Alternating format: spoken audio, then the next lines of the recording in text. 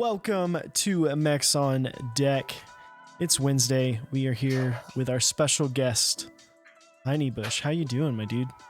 Not too bad. Not too bad. Just living life. Looking mighty crispy today, I must say. That brand new nice Sony camera I decided to buy because I was slightly depressed. And now I feel better because I look so good. There you go. Chewy, how you doing? How's your week been so far? It's been a grind of not sleeping. So yeah. If I look like I'm just spaced out during the stream, it's because I 100% am. So, but yeah, welcome back, Heine. You were had a lot of fun a few months ago, and I was like, I think I hit you up about a month ago. I was like, let's bring you back on. Definitely want to come back on. Always a good time. You guys are fun. I dig it. Very much appreciate it, dude.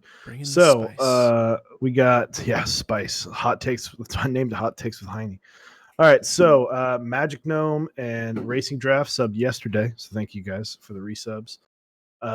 Dynamic Array, thank you for the follow. Never First, thank you for the tier 1 sub, 6 months. Welcome to the Blue M Club. And Brez, thank you for 6 months. It's funny that he was never first, but he was the very first thing to happen when we went live, was his sub. It was like we went live and then Boom. Instant sub. But no. Today, we have Hineybush. You've done a lot of different stuff in the community, so I don't even really know where to start. I don't know. You've done like I'm from customs. That's all that matters. Yeah, I mean, PCBs, cases, key sets. I just kind of make shit and it works usually. People actually buy it. So I won't complain. Works out. It's the camo Crocs. Someone wants to see the camo Crocs. Everybody, man. They're pretty worn down. They're really worn. Hey, that just means just get some of those Post Malone Crocs, bro. What? Dude, yeah, he's got Post Malone Crocs. What's funny is one of my buddies actually got a free pair because he went to the Chicken Express here in Dallas that he worked at when he was a kid, and he gave out like 1,000 pairs of his Crocs for free. Yo, these are sick. Yo, they have Psy ones. Is this the Gangnam Style guy? Probably. PSY? Psy? Yeah. Dude, those are sick. Welcome to a keyboard show where we talk about Crocs. So yeah, real quick, shout out to our sponsors, Dixie Mech, Zap Cables, Project Keyboards, and SwitchMod.net. Check those links out if you want to get some fun discounts or help support the stream. They've got some cool stuff. We will talk more on them later. So yeah, it was funny when I was doing the Nightbot for the guest. I was like, well, he's a PCB designer and board designer, and I was like, I wrote "and" too many times. And I have all this shit in totes just sitting here. Boom, easy. So you're a busy man. You're a man of many things.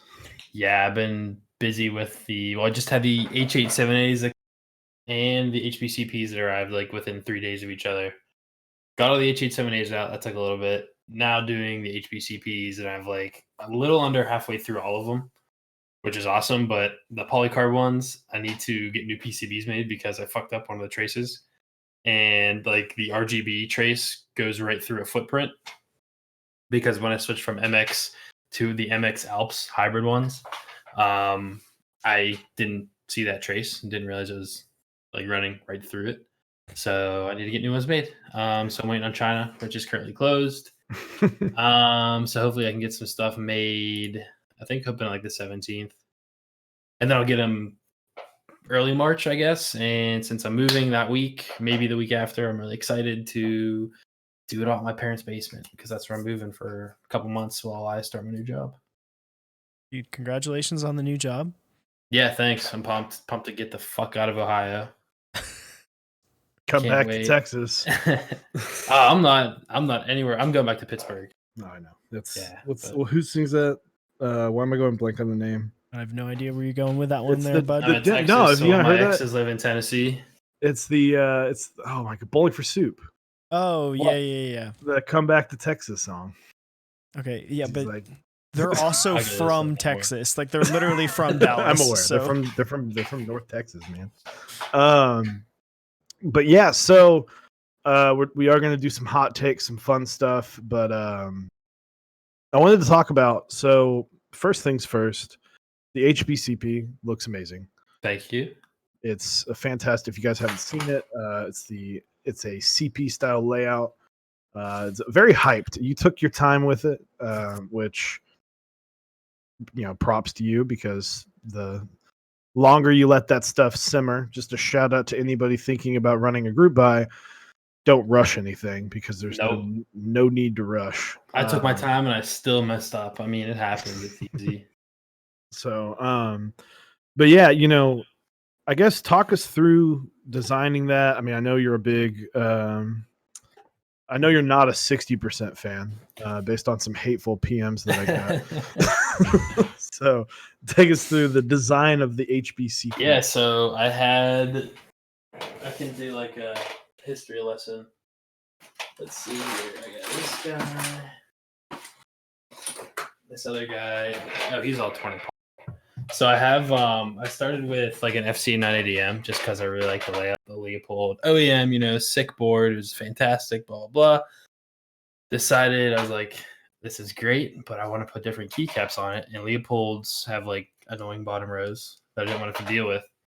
And I got a good deal on a Dolce pack, like with just the keycaps and the baseboard. So if anyone wants the baseboard without the keycaps, let me know, I'll sell it to you. But so I wanted to put those keycaps on the FC 980M, but the bottom row is different. The num row, like the num pad, the small plus and minus are different. So I designed my own PCB for the FC 980M. QMK, blah, blah, blah. I desoldered it recently because I want to use these switches to something else. But I like dremeled the plate to make it work. Like put the stabs, like the plate mount or the PCB mount stabs and shit like that. So this was fun. That was like a nice little trial run, but I was like, I want more.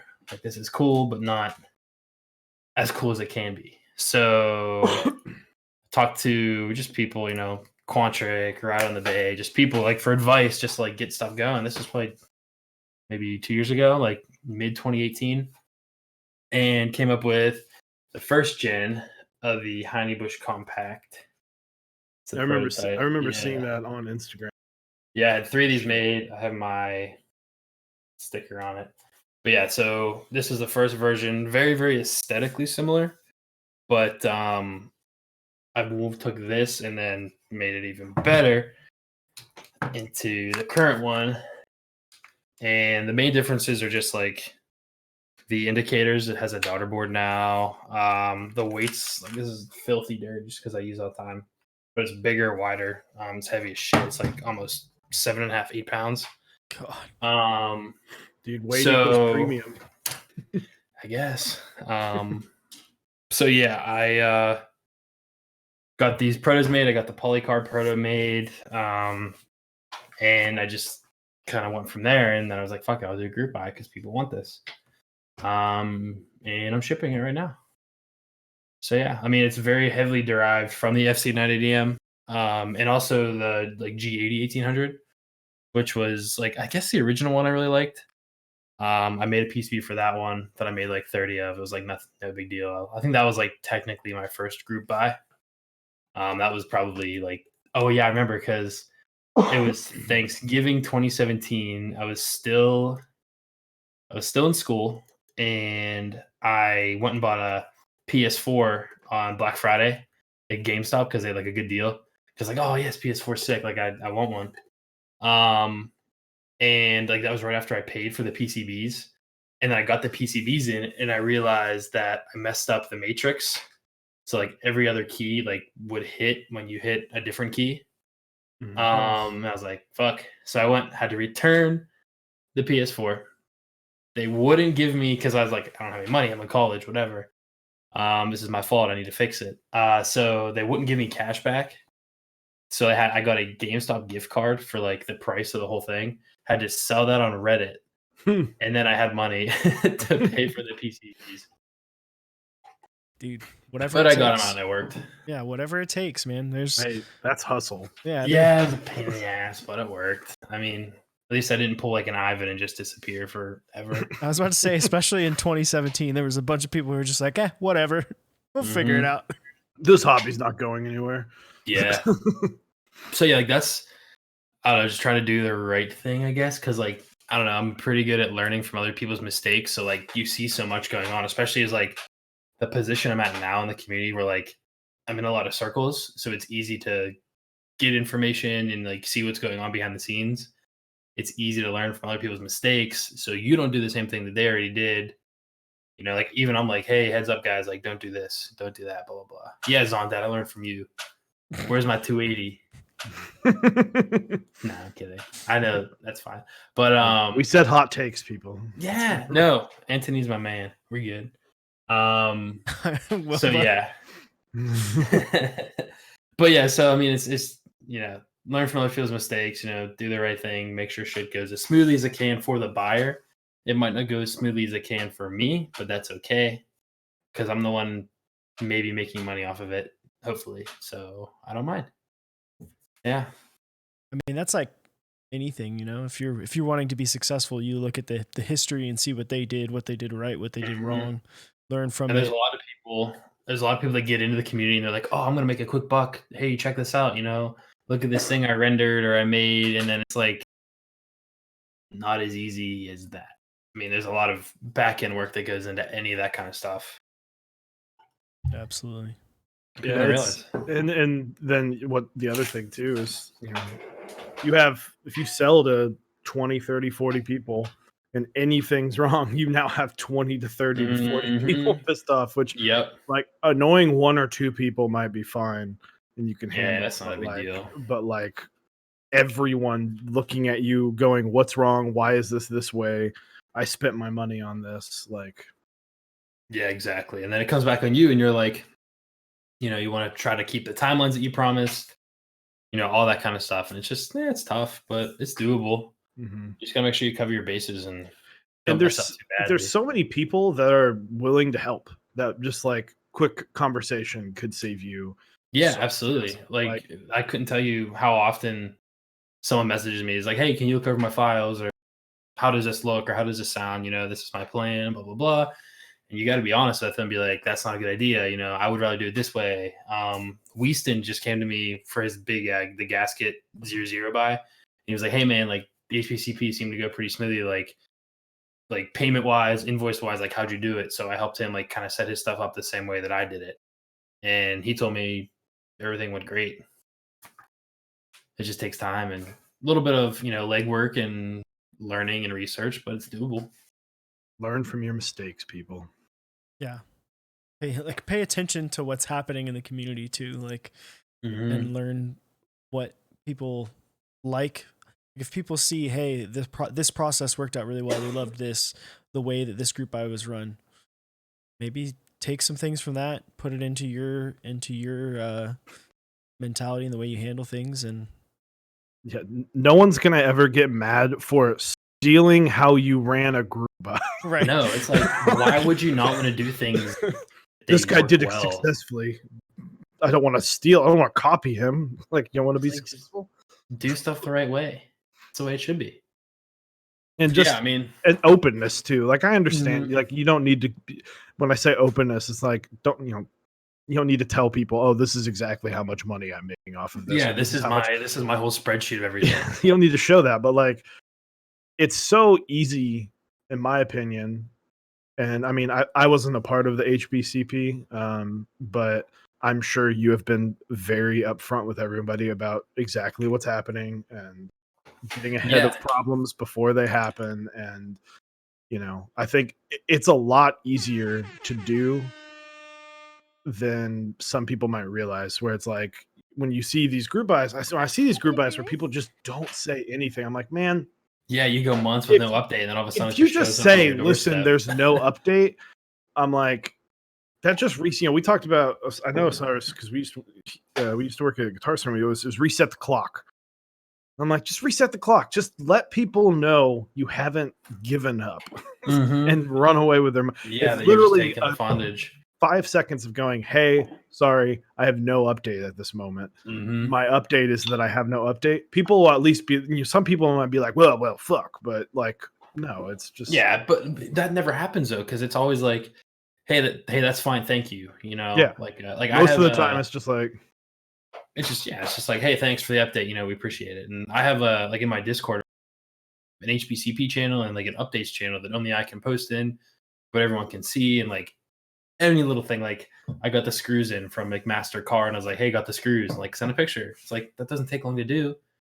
You just do it, and you're interacting with the buyers like as it's happening is really useful instead of like people just sitting there, not knowing what's going on. And like, yeah, trying to be very upfront, forthcoming, with that kind of information is super important because, it just helps, helps them understand. I mean, it just works better that way. It seems like during the Baka buy, my box got stuck. I guess just stuck in a warehouse for like 12 days. So literally every day, except for weekends, every day I'd wake up and I'd check FedEx and I'd screenshot. I'm like, guess what, guys? Because it kept getting scanned, and it would just be like, destination scan arrived. Like, but it was at the same place. It was like ready to ship. Ready to ship. And I just remember posting in the Discord, like, guys, guess what? It got rescanned. Mine did that too. I guess it's like, since it's such a big thing, like for stuff coming from China to the US via air travel, that they have to like schedule a flight in advance. Mm-hmm. So I think mine was stuck for 5 or 6 days in FedEx's warehouse, just kind of waiting. But yeah, I would update every day. It's like, this is where it's at. It's like, yep, that's great, but I mean, that's it.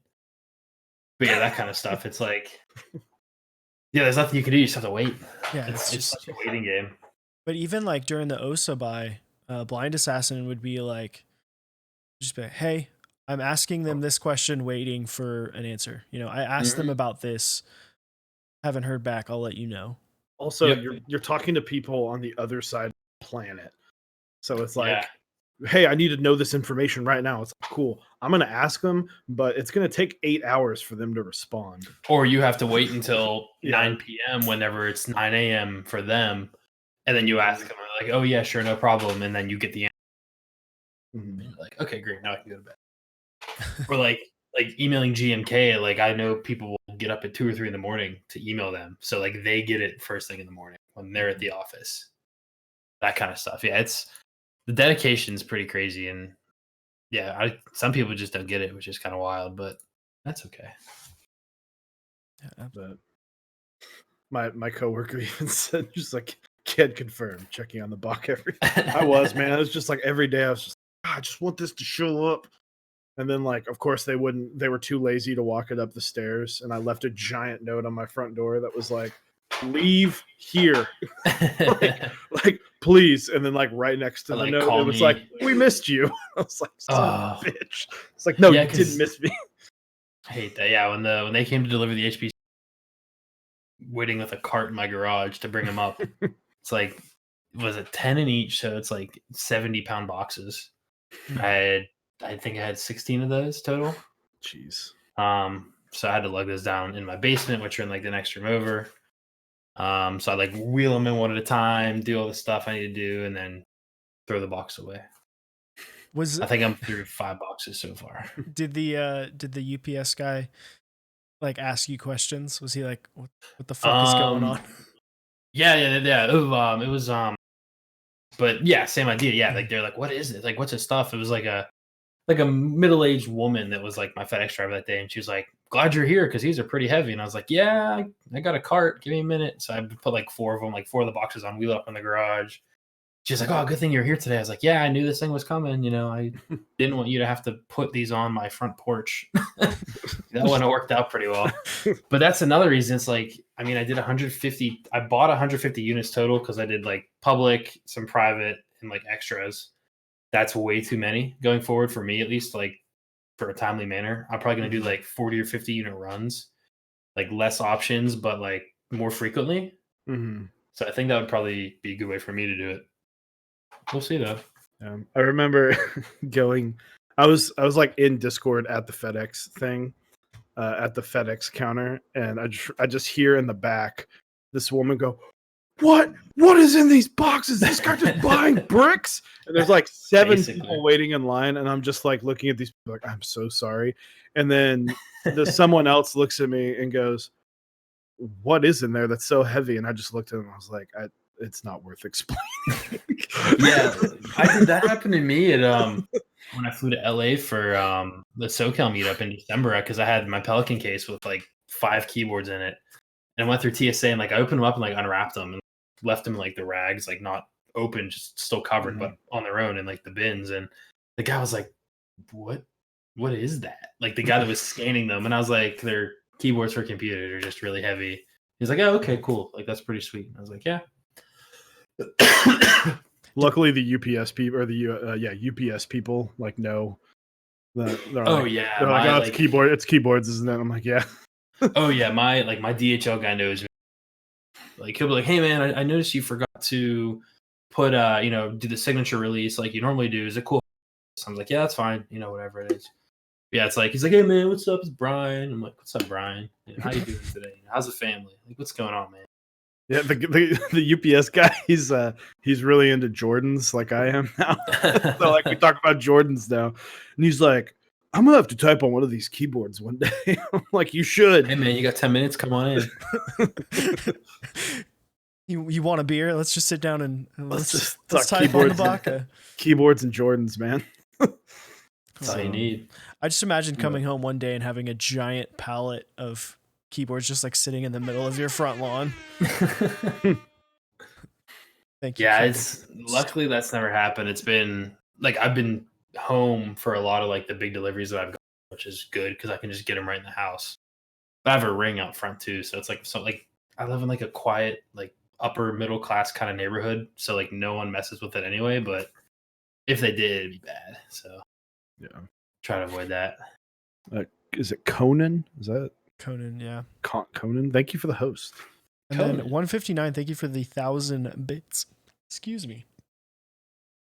I just ate a massive burrito from Chipotle and had a Mexican Coke, and I am very full. Oh, I had some tacos and some like homemade rice stuff. Homemade rice stuff. Yeah, it's like you just do like we get it from Costco. It's like quinoa rice. It's like the 7 grain fancy healthy shit. And then some beans and some chicken and other fun stuff. There you go. That sounds very healthy. Probably not as much as I ate. I probably ate too much for it to be healthy. Right? That's like that's the thing that sucks about health food, right? You can only eat a little bit of it because if you eat too much, then it's just you might as well just be eating shit. It's like, if it's good enough, you're done. I ate brown rice and chicken. What'd you have? 4 pounds of chicken and a pound of and 6 cups of brown rice. That's like food for a month. So I want to talk about issues because you had some issues. Definitely. We're just talking about some issues. The Baca definitely had issues. And then I guess use this as for those who watching, use this as I guess, like what to do, what not to do, because issues happen. And honestly, I feel like a lot of the times most issues are not the actual group buy runners' true fault as much as it's like it's someone else's, but at the end of the day, it falls on them because something slipped through. And so yeah, I know you talked about the trace. A little bit, the PCB kind of messed up. I mean, it's a lot of just making sure you think of everything, but it's impossible to think of everything. Like there's always gonna be something that you miss. That's why like the whole learning from others thing helps. But even then, as soon as something goes wrong, like as soon as you recognize it and like acknowledge it, it's like, what is it? The 7 steps of grief or 7 steps of losing someone or whatever. It's like, you have to acknowledge it. And the first thing that like I do is, if something's wrong, like with the PCB stuff, first thing I did was like tell people, message, send my Discord, put on Geekhack. I think dozen or so that already got the PCBs. Like I found a fix. Like you just have to cut 2 of the traces with a knife. I've been doing it on all the aluminum ones, but the polycarb ones, since it would break 3 LEDs basically, I'm waiting for new ones to put those out. But whoever already sold, like shipped them to, I sent each of them an email and I said, hey, this is how you fix it. It's very easy. Like, I'm sorry if you need help or whatever, just let me know. But yeah, like the first step is like just telling people and, you know, making sure that they're on the same page as you. And then, you know, even if you don't have a solution yet, be like, you know, I'm working on it. You know, I'll let you know as soon as I know, that kind of stuff. Because, I mean, every group is going to have something going on. You know, unexplained delays, like that's the kind of stuff that you don't want to happen, because that's where like you start to get into like the oh, that's a sketchy person type deal. It's like, oh, this happened and like no one told me. You don't want to be, you know, in that crowd. There's a lot of vendors, and it's not saying that you're a bad person or an untrustworthy person. It's just like you have to know how to own your mistakes and own the stuff that went wrong. And yeah, like you said, if it's not even your fault, you know, say an anodizing bath is bad and you get 30 boards that are like awfully cut, like awful colored or splotchy or bad. Different color even purples. Then, yeah, absolutely. Machine marks everywhere, but even Internal then, and external. But even then, I mean, you can blame that on the factory, but like it's kind of on you as well for not like getting a full production prototype first. That's the other thing is like I probably would have caught this because I think I went through like 8 iterations of this PCB, and I did the last iteration, which is the one that I did the group buy on, and I didn't like build one and press every key because I was like, okay, it should be fine. But that's my own fault in not doing that, and I should have. And if I did, I would have caught that mistake before I spent $5,000 on PCBs. Luckily, they're not going to cost nearly that much because I'm not getting the $8 MCU that goes on it. I'm just going to swap those over. But yeah, so it's like you just have to cover all your bases, test everything fully. You know that it's going to be good. And if there's issues, address them. Don't dwell on it. Don't sit on it. Don't wait. It literally wastes everyone's time and money, especially yours, because it's more stress that you have to deal with, and stress sucks.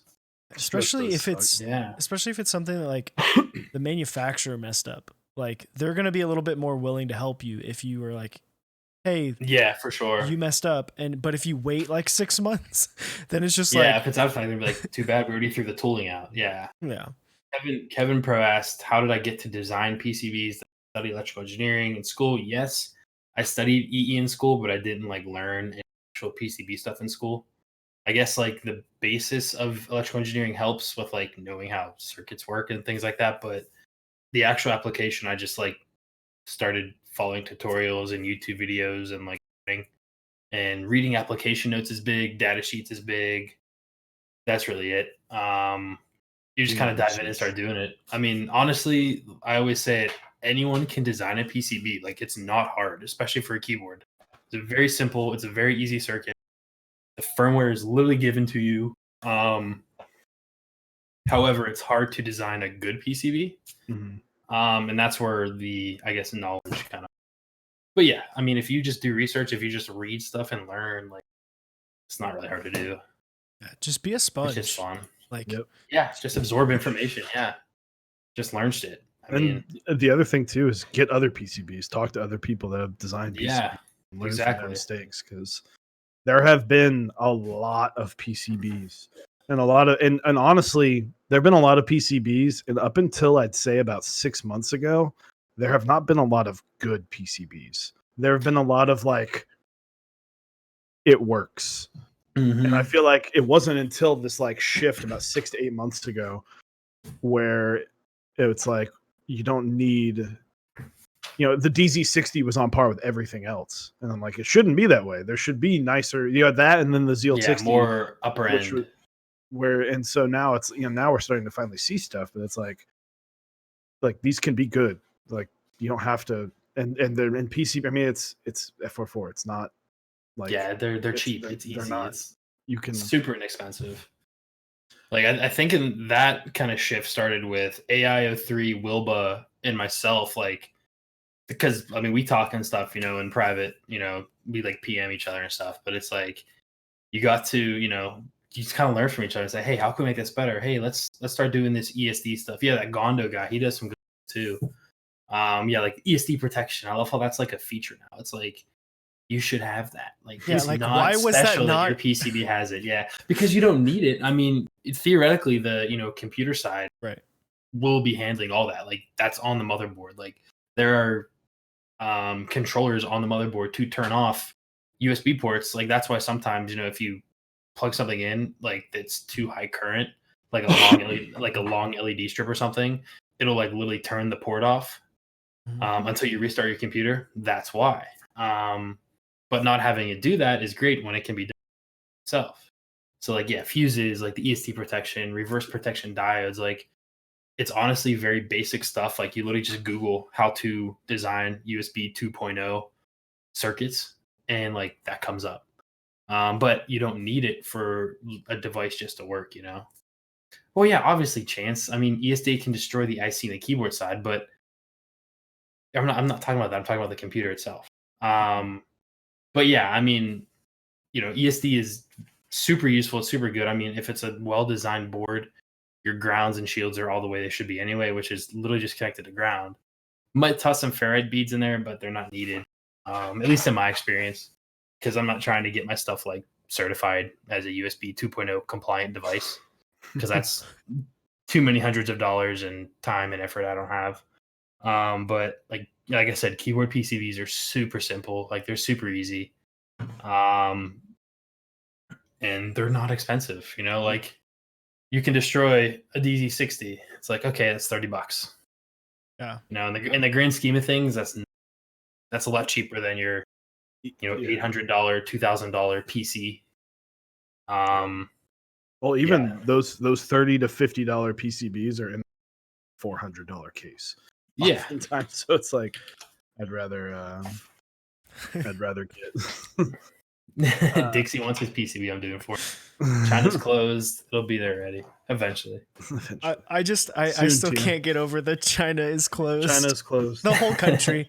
They shut her down. Yeah, Another big. I was saying before, you call China right now, just go straight to voicemail. Yeah, it's like, sorry, we're closed. We'll be open, I think, next. Sorry, you've reached us after business hours.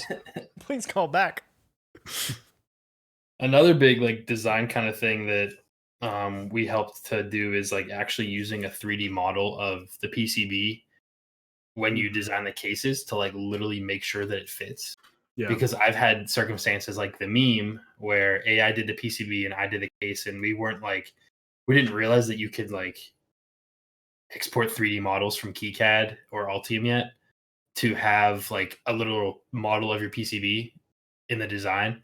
So the PCB was like 4 millimeters too wide, so I literally had to sand them all before I sent those out to the private buy participants, which was fun. But I think I still have that fiberglass dust in me somewhere.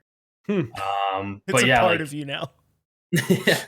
But like I published like the H87A step file, so people just drag it into Fusion and can design a case around it and make sure it fits perfectly, which is really cool because that wasn't really a thing. And like making sure that you'll see, like 60% cases or older 10 keyless cases like with a really big USB port.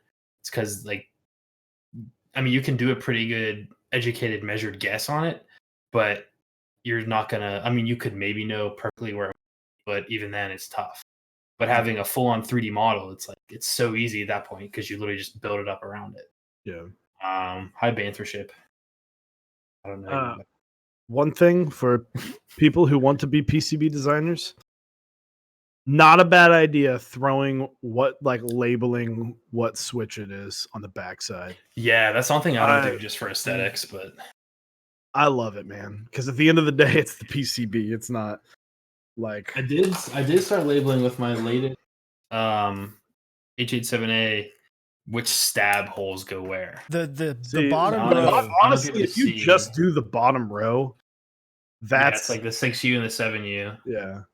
If you just do the bottom row, fuck.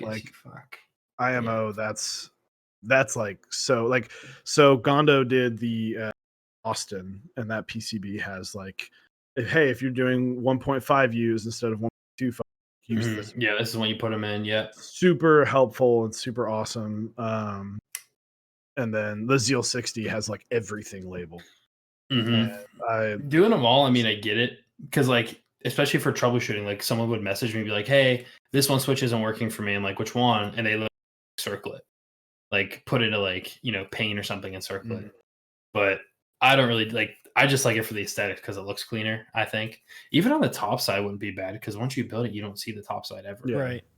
So yeah, maybe I'll start doing that again because I label the components. And top side's where you're going to see it anyway. So yeah, that's true. Yeah, so once you build it, won't matter. If you're looking down, like, so just a thought. I remember when I was building the Zeal 60, I just remember I was like, this is so easy. Like, I don't have to. I've gotten better about building, at least on the 7U bottom row, where I'm like, okay, like I know now the general basing of where everything is. That it's like the more inner or the more outer. The second you change that, it's like, that's why I have no idea what I'm doing. I'm just gonna do fixed bottom row from now on when like with the 1Us. Yep. Yeah. Saying it only. That's it. That's the way to go, man. The one that's rough for that is the DZ60, where it's like literally just it might as well just be open. Like it might as well just be two slider, just slots all the way across. But the yeah, and that's there's way too much going on there. It's or the what is it the Swiss cheese. The KBD 75 PCB that has the good God. ortho plus optional numpad. ortho number pad. Oh, God. That's anyway. Enough about rough PCBs. I will shout out if Wilba's still in here. I think the WT60 is the best PCB I've ever built on. With the OSA PCB being a close second. I think that one was done really well.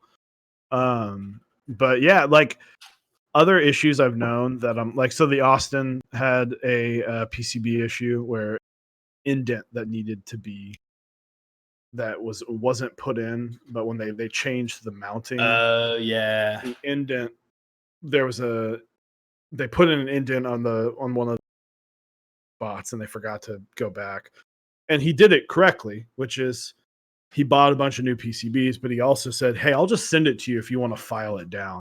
Like I actually I'm fixing myself, but for the 6.25 bottom row for the HPCP, there's like one little notch in the plate that isn't there. So people either like I've just told people if you want to build a 625, either like, you can file down the stab housing or the plate. It's up to you, but like I will do it for you if you want me to. But the 4 people that have built 625 are like, no, I'll just do it. Like it's no big deal. It's fine. So and yeah, I think I'm never going to be someone that's like, you have to think this way, but keyboards are not perfect. Like you have to tinker with them. I think other than the Zeal 60, I think every single PCB I have right now has I had to do some sort of fix to because it's just a PCB. I mean, the worst PCB I've ever seen, the 75. Oh my God, which we bring up all the time. Like they all, it's janked up, it's messy because you tinker and then you want to desolder something, and then when you're desoldering, it doesn't matter which piece pads and lift pads and a trace gets damaged, and you can have the steadiest hands and you can have everything perfect, and then it just fails for whatever because it's a piece of plastic. It's a sheet of like it's not anything special, and so that's why I'm like every one of my PCBs has like cables going through it, and I mean I feel like it's almost like it's starting to get to the point where the community is becoming so big that the barrier of entry is literally I have money. Like it's not, hey, I know how to solder, I do electronics, I work in IT. There's none of that. It's just I have money and I want that. That's it. So you have people that will buy stuff and then be like, wait, you mean I have to do this? It's like it's a custom keyboard. Like I understand wanting the full out of the box, you build it and you don't have to touch it ever again. But at the same time, like I like doing that kind of stuff. Like I built my KFE I think like a month or 2 ago. And I went on stream with like an X-Acto knife and like cut out like the spacebar area of the plate because I was like, I like it. And people are like, what are you doing? And I'm like, I want to do this. Like, it's my keyboard. Someone was getting shit on Reddit, I saw like 2 weeks ago, for putting like an anime sticker on the bottom of their number one. And someone was like, why would you do that? Like, I commented, I was like, it's their keyboard. Like, let them. Like, who cares? And they replied, like, this is an insult to Ride on the Bay. Like, this is like drawing on one of Michelangelo's paintings with a marker. And I was like, Ride on the Bay literally like said that he was glad someone put a sticker on. Yeah, like this isn't. They're not making these keyboards for someone to like put in a museum and appreciate it. Yeah, like this is I get people that product. Like. There's obviously people in the community that like buy things to flip them and to resell them, so they want to like retain the resale value. Like the people that hate GMK are like, oh my god, ABS, like it gets shined up. What's the point? Like, why even buy it? It's like, because I want to use it. Like, I'm not going to sit here and resell it after a year. Yep. Like, I want to make it, I want to use it and make it my own. Who cares? Yeah, exactly. We still have your quote. Like, we still have your quote ready to go. Exactly. I mean, I said that down, and I'll say it forever. Like, it's, it's your keyboard. It's whoever bought its keyboard. Use it. Like, use your keyboard. Use it. It's if like you buy a keyboard and build it, or don't even build it and just put it on a shelf just to resell it, like, that's kind of scummy. Like, I get it. I wouldn't do it because I'm better than that, but I get why people would. It's just annoying. It's just dumb. Well, who are you to say someone to do with their stuff? Like, I've never understood that. And then on top of that, people I think forget sometimes also that's like, that could just be that dude's only keyboard. He could have gotten he could have bought something, like had like a GMMK and was like, I want the end all be all and done, because he didn't catch the craze. And so he's like, I don't care if I sticker bomb it and it gets scratched and scuffed. This is going to be my keyboard forever. I bought 3. I've got a couple PCBs sitting in my closet in case something goes wrong. I got my favorite color with my favorite keycap set, and I'm done. I'm like, good for you. Like, honestly, props to you. You have self-control. I have a 1 of 5 Jane V2 sitting over there right now, and like the bottom, like the stainless plate's like kind of scratched and like, scuffed off from me using it. And they're like, I've had people like, why won't you preserve it? I'm like, I want to use it. Like, it's a keyboard. It's made to be used. Like, type on your boards, wear your shoes. Yeah, I mean, if you want to be as careful with them as you want, like, that's, I don't care. I just want to make stuff my own. I think that's the whole point still.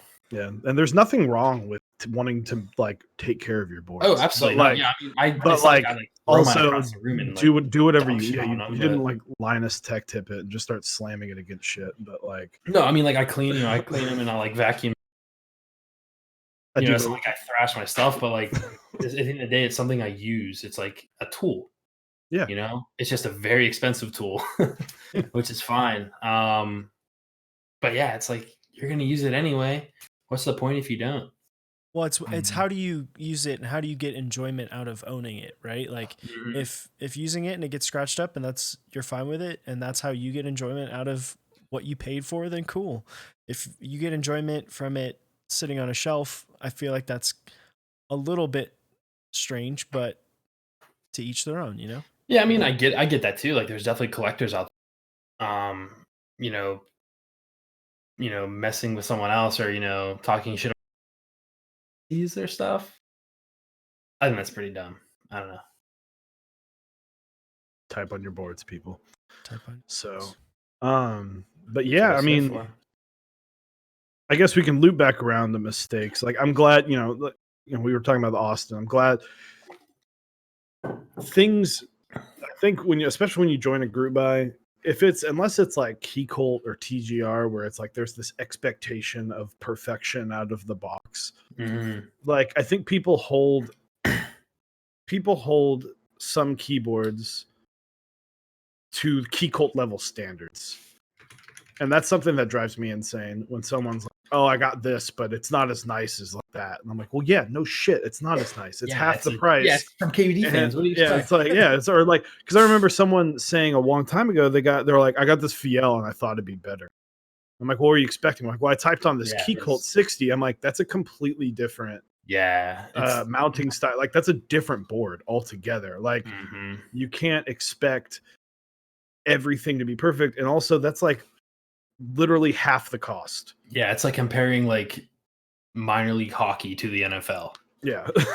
It's not even the same sport. Not even close. I work next to where a minor league hockey team plays, and like, man, It's not the it's NFL. rough. It's rough. This guy, the bus that they have, it's the next time you School see like bus. a Greyhound bus, it's worse. Oh than yeah, that. It's like worse. they have than to. that. They pay for the bus. Yeah. It's that bad. It's Yeah, I mean, it's tough for new. I still consider myself, pretty new to a full group buy experience runner.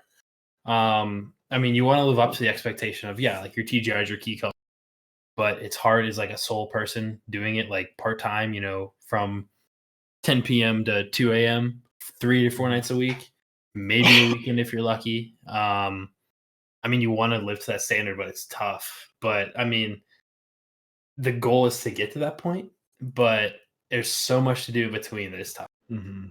Yeah, and I feel like people getting into doing that side of it, they want to get to that level, but there's a lot of stuff to do. Like even me finding a supplier for my light pipes, I was like proud I was able to do because it's like it's tough. It's not easy just to go online and just be like, hey, I want to buy 800 of these, Mhm.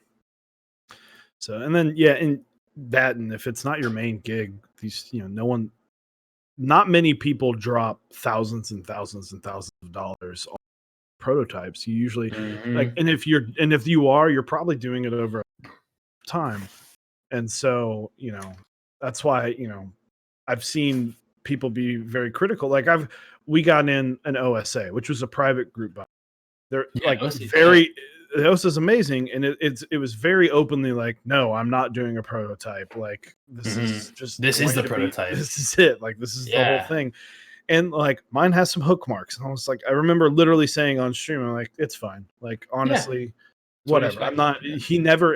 And I was like, you can type in quality in the Discord, and I don't think anything will come up because it's like he never promised any quality. He was like, listen, I just want to make this board and release it, and I think it will be fun. And it's like that's how you should expect most things out of if you're going for a seasoned group buy runner, expect a little higher quality, or making sure that like if you're getting something from Mechanisk and or from obviously Key Cult, that's a different category because that's just higher up, but like from Rama, from Mechanisk, where it's like, oh, these are people that have done it before. Yeah, you can expect at least good like quality control. Yeah. But things are still not going to be perfect because they're not. it's They're tough. not trying to make they're trying to make a good board. They're not trying to make like the end all be all perfect thing ever. It's just another fun board to have. Yeah. And that's like when I did my silver one is one of 5 prototypes that I did. The 4 others are out in the wild. My buddies have them. But yeah, it was like a private kind of like, hey, do you guys want one? Let me know thing. And there's actually an issue with those too, where the bottom like wasn't deep enough. So if you put the switches in the PCB, they would like almost contact the bottom, like with like the slightest press. So the fix was just once you solder them, or before you solder them, like cut like a millimeter or 2 off of the pins, and you'll be fine. But that was like another thing I had to address for the larger run. I just made the thing like literally a millimeter taller, and it was fine. But yeah, like that was something that if I didn't catch that, if someone built one and was like, hey, the inside of my case is scratched, and I was like, yeah, because you didn't listen to me. And they're like, oh, I didn't see that, blah blah blah, that kind of thing. So yeah, because you always have to think about like people aren't going to listen to you either. Like you Yeah. can't expect people to listen to you. Like Did my camera die? My camera died. Good thing I got more back. I think also like people need to. I feel like this is what happened with the OSA, right? Like everyone was realistic about it. Like they went into it knowing like, okay, I'm not expecting like a Key Cult level experience out of this. It's gonna be good. It's gonna be and it came out really good. Set the bar low. But like even the issues that mine had, like my initial one, I was like willing to take it, and it was like to the point where the weight had like a 2 millimeter gap between the weight and the bottom of the board. I was like, I don't care. See, that I'd be pissed about is the design. I get that. And yeah, that's what the designer. that's how it is. He was upset. He was like, I'm not letting you take this. And they had it remade, but still, it was like, I went into that, and I think we all went into that knowing like, okay, this isn't going to be a key cult level. Like, you have to be realistic. If you're buying a Polaris where there's like a bajillion of them, and it's manufactured at a $300 price point, the QC is not going to be there. Like the factory that I use, how much more do I have to pay to make sure you guys like make sure things are more perfect? And they're like, this is a dollar amount. I was like, all right, I'll do it. But someone that wants to do a large group buy that is cheap. Like what was the one that Canon Keys did? The Brutal. The Brutal, the Brutal 60 was like $150 or something. He was like, I'm pretty sure in the product description, he was like, this is a cheap keyboard. This is a cheap custom keyboard. There will be issues. And there were, and people were like, hey, I bought this, what's wrong with this? And he's like, you literally bought it after you read the description. Like, the description's there. It's like when you buy Artisans. Sorry, you cut out. Oh, okay. It's like when you enter like ETF, like the Artisan raffles, and they're like, I understand there's a handmade product, there stuff. I mean, I almost feel like I want to put that in my buys, where I'm like, you understand this, this is a custom keyboard. It's not an off-the-shelf product. I didn't make 5,000 of these and look at them all. I mean, still you want to do the best you can, but it's tough when you only have so many. I only have 5 extras of color, for example, or 10 extras of each color. I can't replace every single one that has the smallest little problem with it. Yeah, and that's like, so like I ran the Baca recently, and it has 3, I say glaring issues. They're not like end all be all, this is a ruined keyboard. But one, the bump on inlets were left off the design by accident. I don't think anyone really is pissed off about that. But it was just funny when I pulled the board out. And it was great because I was very excited. I was like, oh, it's the first board that I co-designed. It was actually a gray board, but it was Osiris's weight. And I pulled it out. I was like, God, this is beautiful. And then I was looking at it, I was like, this looks really smooth though. And I was like, there's no inlets. And like I immediately hopped over to Blind Assassin, and I was like, hey man, like before I post any pictures or anything, I want you, like, let's talk about this. And we talked about it. And then I actually kind of made it into a joke where I was like, I posted and I was like, someone tell me what's wrong with this. And I forgot who posted, but someone was like, oh, that's what. But that, and then like the spacing on the wind keyless blockers was slightly. Yeah, that's tough for people to get right. And so, and then some are worse than others, which is like, it's driving me insane because I'm like, like I that's why round 2 I'm like, listen, I plan on, like, we'll fix it, we'll get it fixed, but like I tried to run this as close to and make basically anything on that because I was just trying to get this board made and out to people. Yeah, and a lot of times, like when you run a prototype buy or a smaller buy, you're running it at little to none to negative profit. Yeah, and so it's not easy to do on smaller runs for sure. Yeah, and then shout out to, I don't know if Straight Classy, if you're in chat, like he's the realist. So I had noticed an issue about was having. Your audio cuts out here and there, Chewy, by the way. Okay.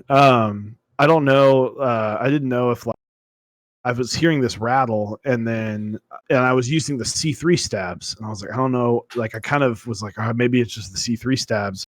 And I just kept hearing this rattle. And then Straight Classy PM'd me and he was like, hey man, like he was one of the first people to build it after me. And he was like, I don't want to like flame you publicly, which, by the way, shout out, because that's, he could have very much, but he was like, hey, this is an issue that I see. And then I was able to fix it. Mm-hmm. But that's another thing. If you find an issue, don't be the whistleblower. Maybe just talk to the group by runner first. Yeah, that's how, like, the PCB issue that I had with HBCP, Mr. Petrov built his and was like, hey, I'm having issues with my 6 key on my numpad. And I looked at the PCB and I was like, ah, damn it. And I was like, hey, here, this is how you're gonna fix it, and he was fine. Yeah, he wasn't like, oh, Harney sucks, he messed this up, I spent all this money for nothing, blah blah blah. Yeah, it was same idea, exact same idea. It's like you just gotta just talk to the person. I mean, I'm not gonna be mad if someone finds a flaw in something that I should have done the right way. Like if anything, I'm like, hey, thank you, like, big help type of deal. Minimize backlash at me because I'm a horrible human. It's just better to get out ahead of things. So if they're hearing it from me, where it's like, hey, here's an issue, here's my suggested fix. Like I'm looking to see about getting this fixed on a more permanent level, but like do what you will with this information. And most people are like, okay, like thanks for letting me know. And some people are like, hey, I did that and it worked perfectly. Thank you. Yep, yeah, it's all learning experience. It's all just doing better the next time. Yeah, I mean, there's definite lessons learned that I had from CP that I'll be applying / not doing, that sort of stuff. But that's all right. Can't fix past.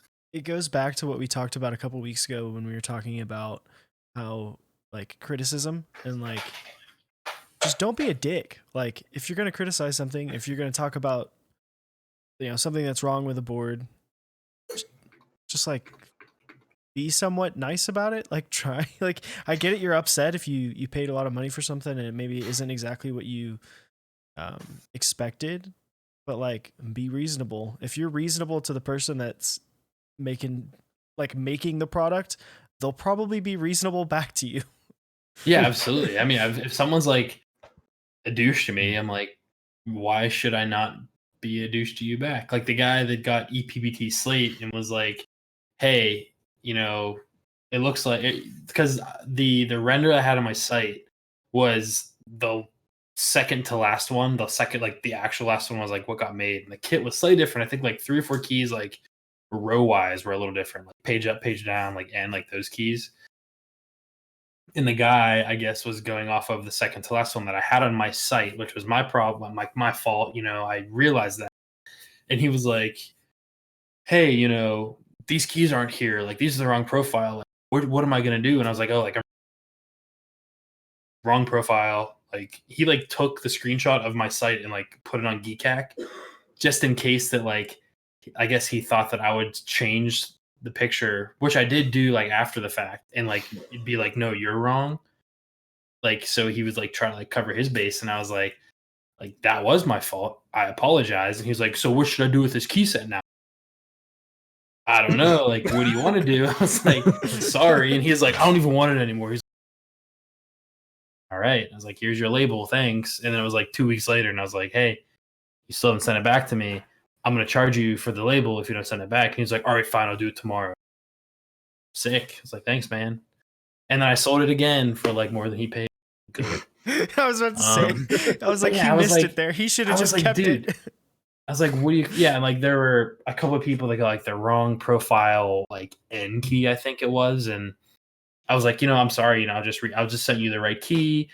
But I think there was another person that was like kind of a dick. And they're like, you didn't check this? And I was like, do you want me to open up every bag, check every single key in these?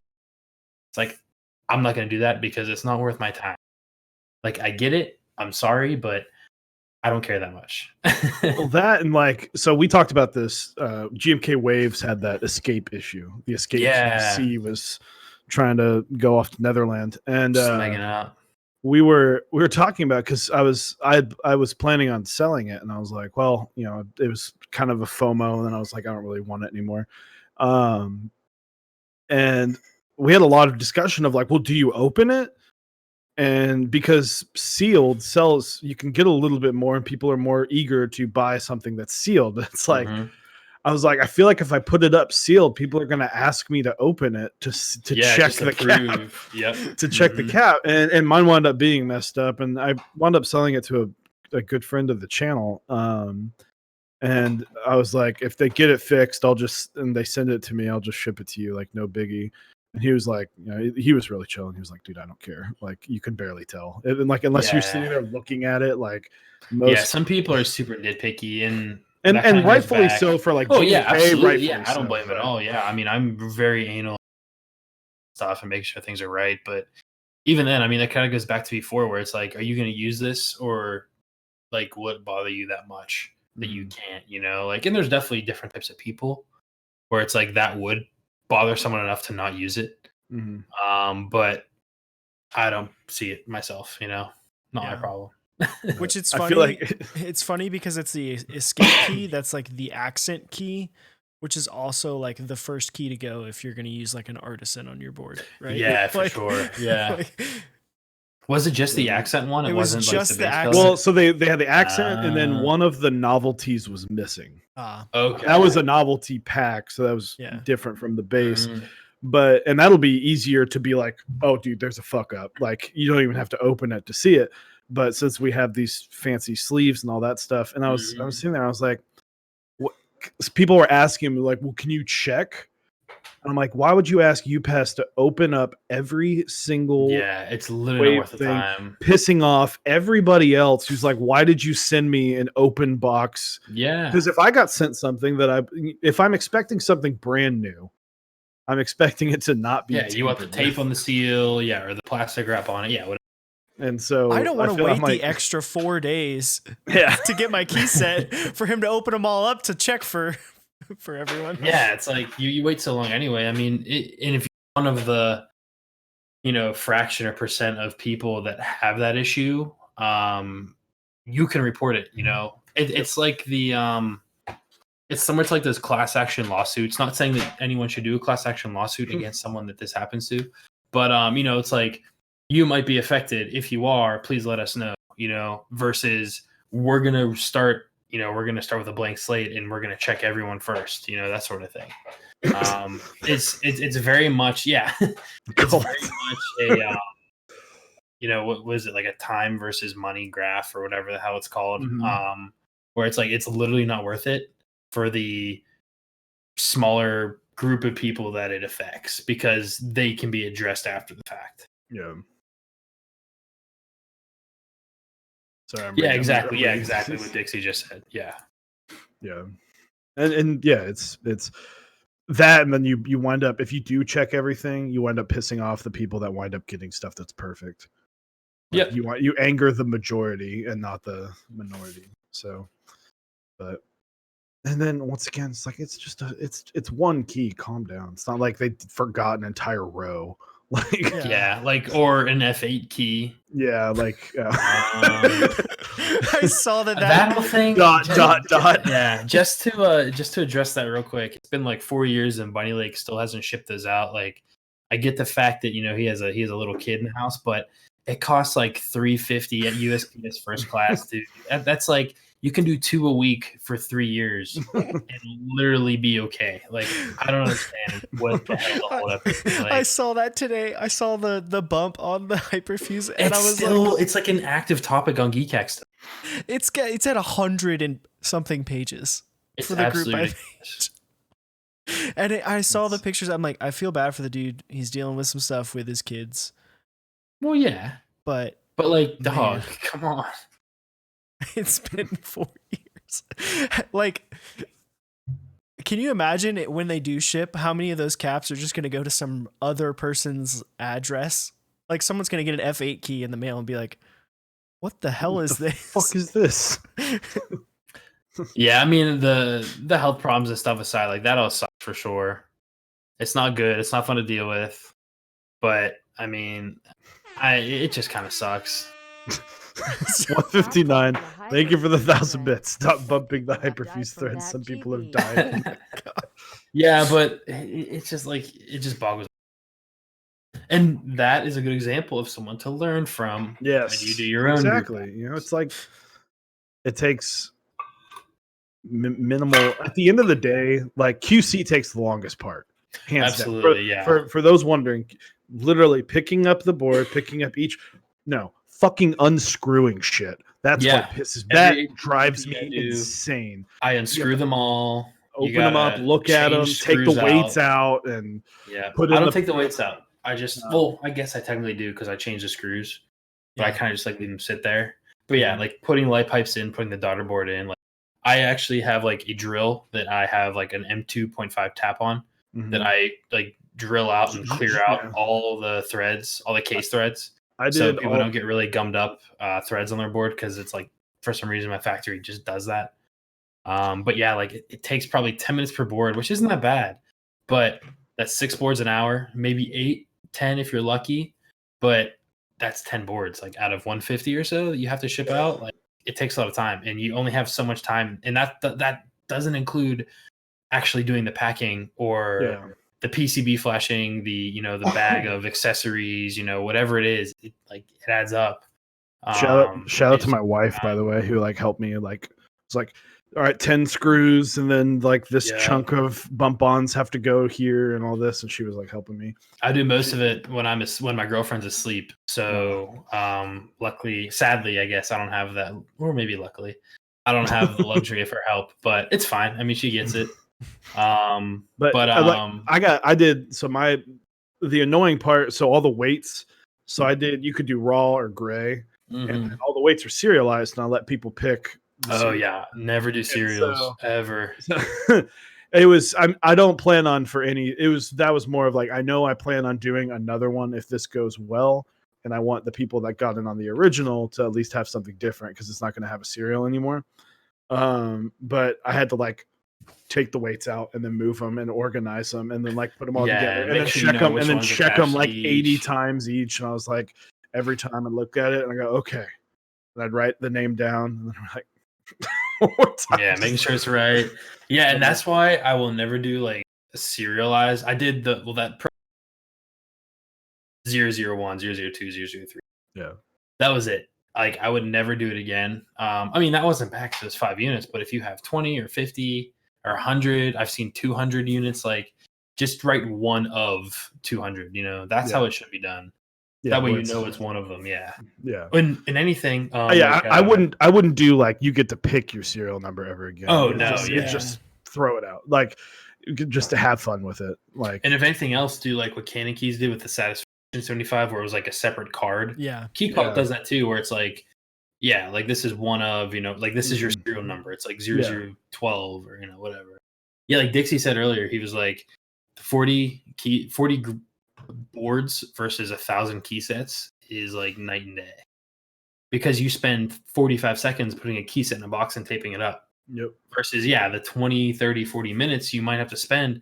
Like I've had some boards, like the ball end like hex screwdriver I used broke off one of the screws. And I literally couldn't get it out. I had to like go buy like titanium nitride drill bits to like drill through into it so I could like jam like a screwdriver in and turn it out. But it was probably an hour-long thing. That's an hour I lost doing other ones. I'll sell that one as B stock because it's fine now. Like there's some scuffs on the bottom, but still, it's like that's an hour lost to my time that I could have done the other ones. It's just tough, when it gets to that scale, and that's why I'm going to do less and hopefully maybe, send the screws to the manufacturer ahead of time so that they can put them in because they're assembling them anyway, so you may as well have them do it the right way first, I guess. Except for when they put the plates upside down like they did with the Baca.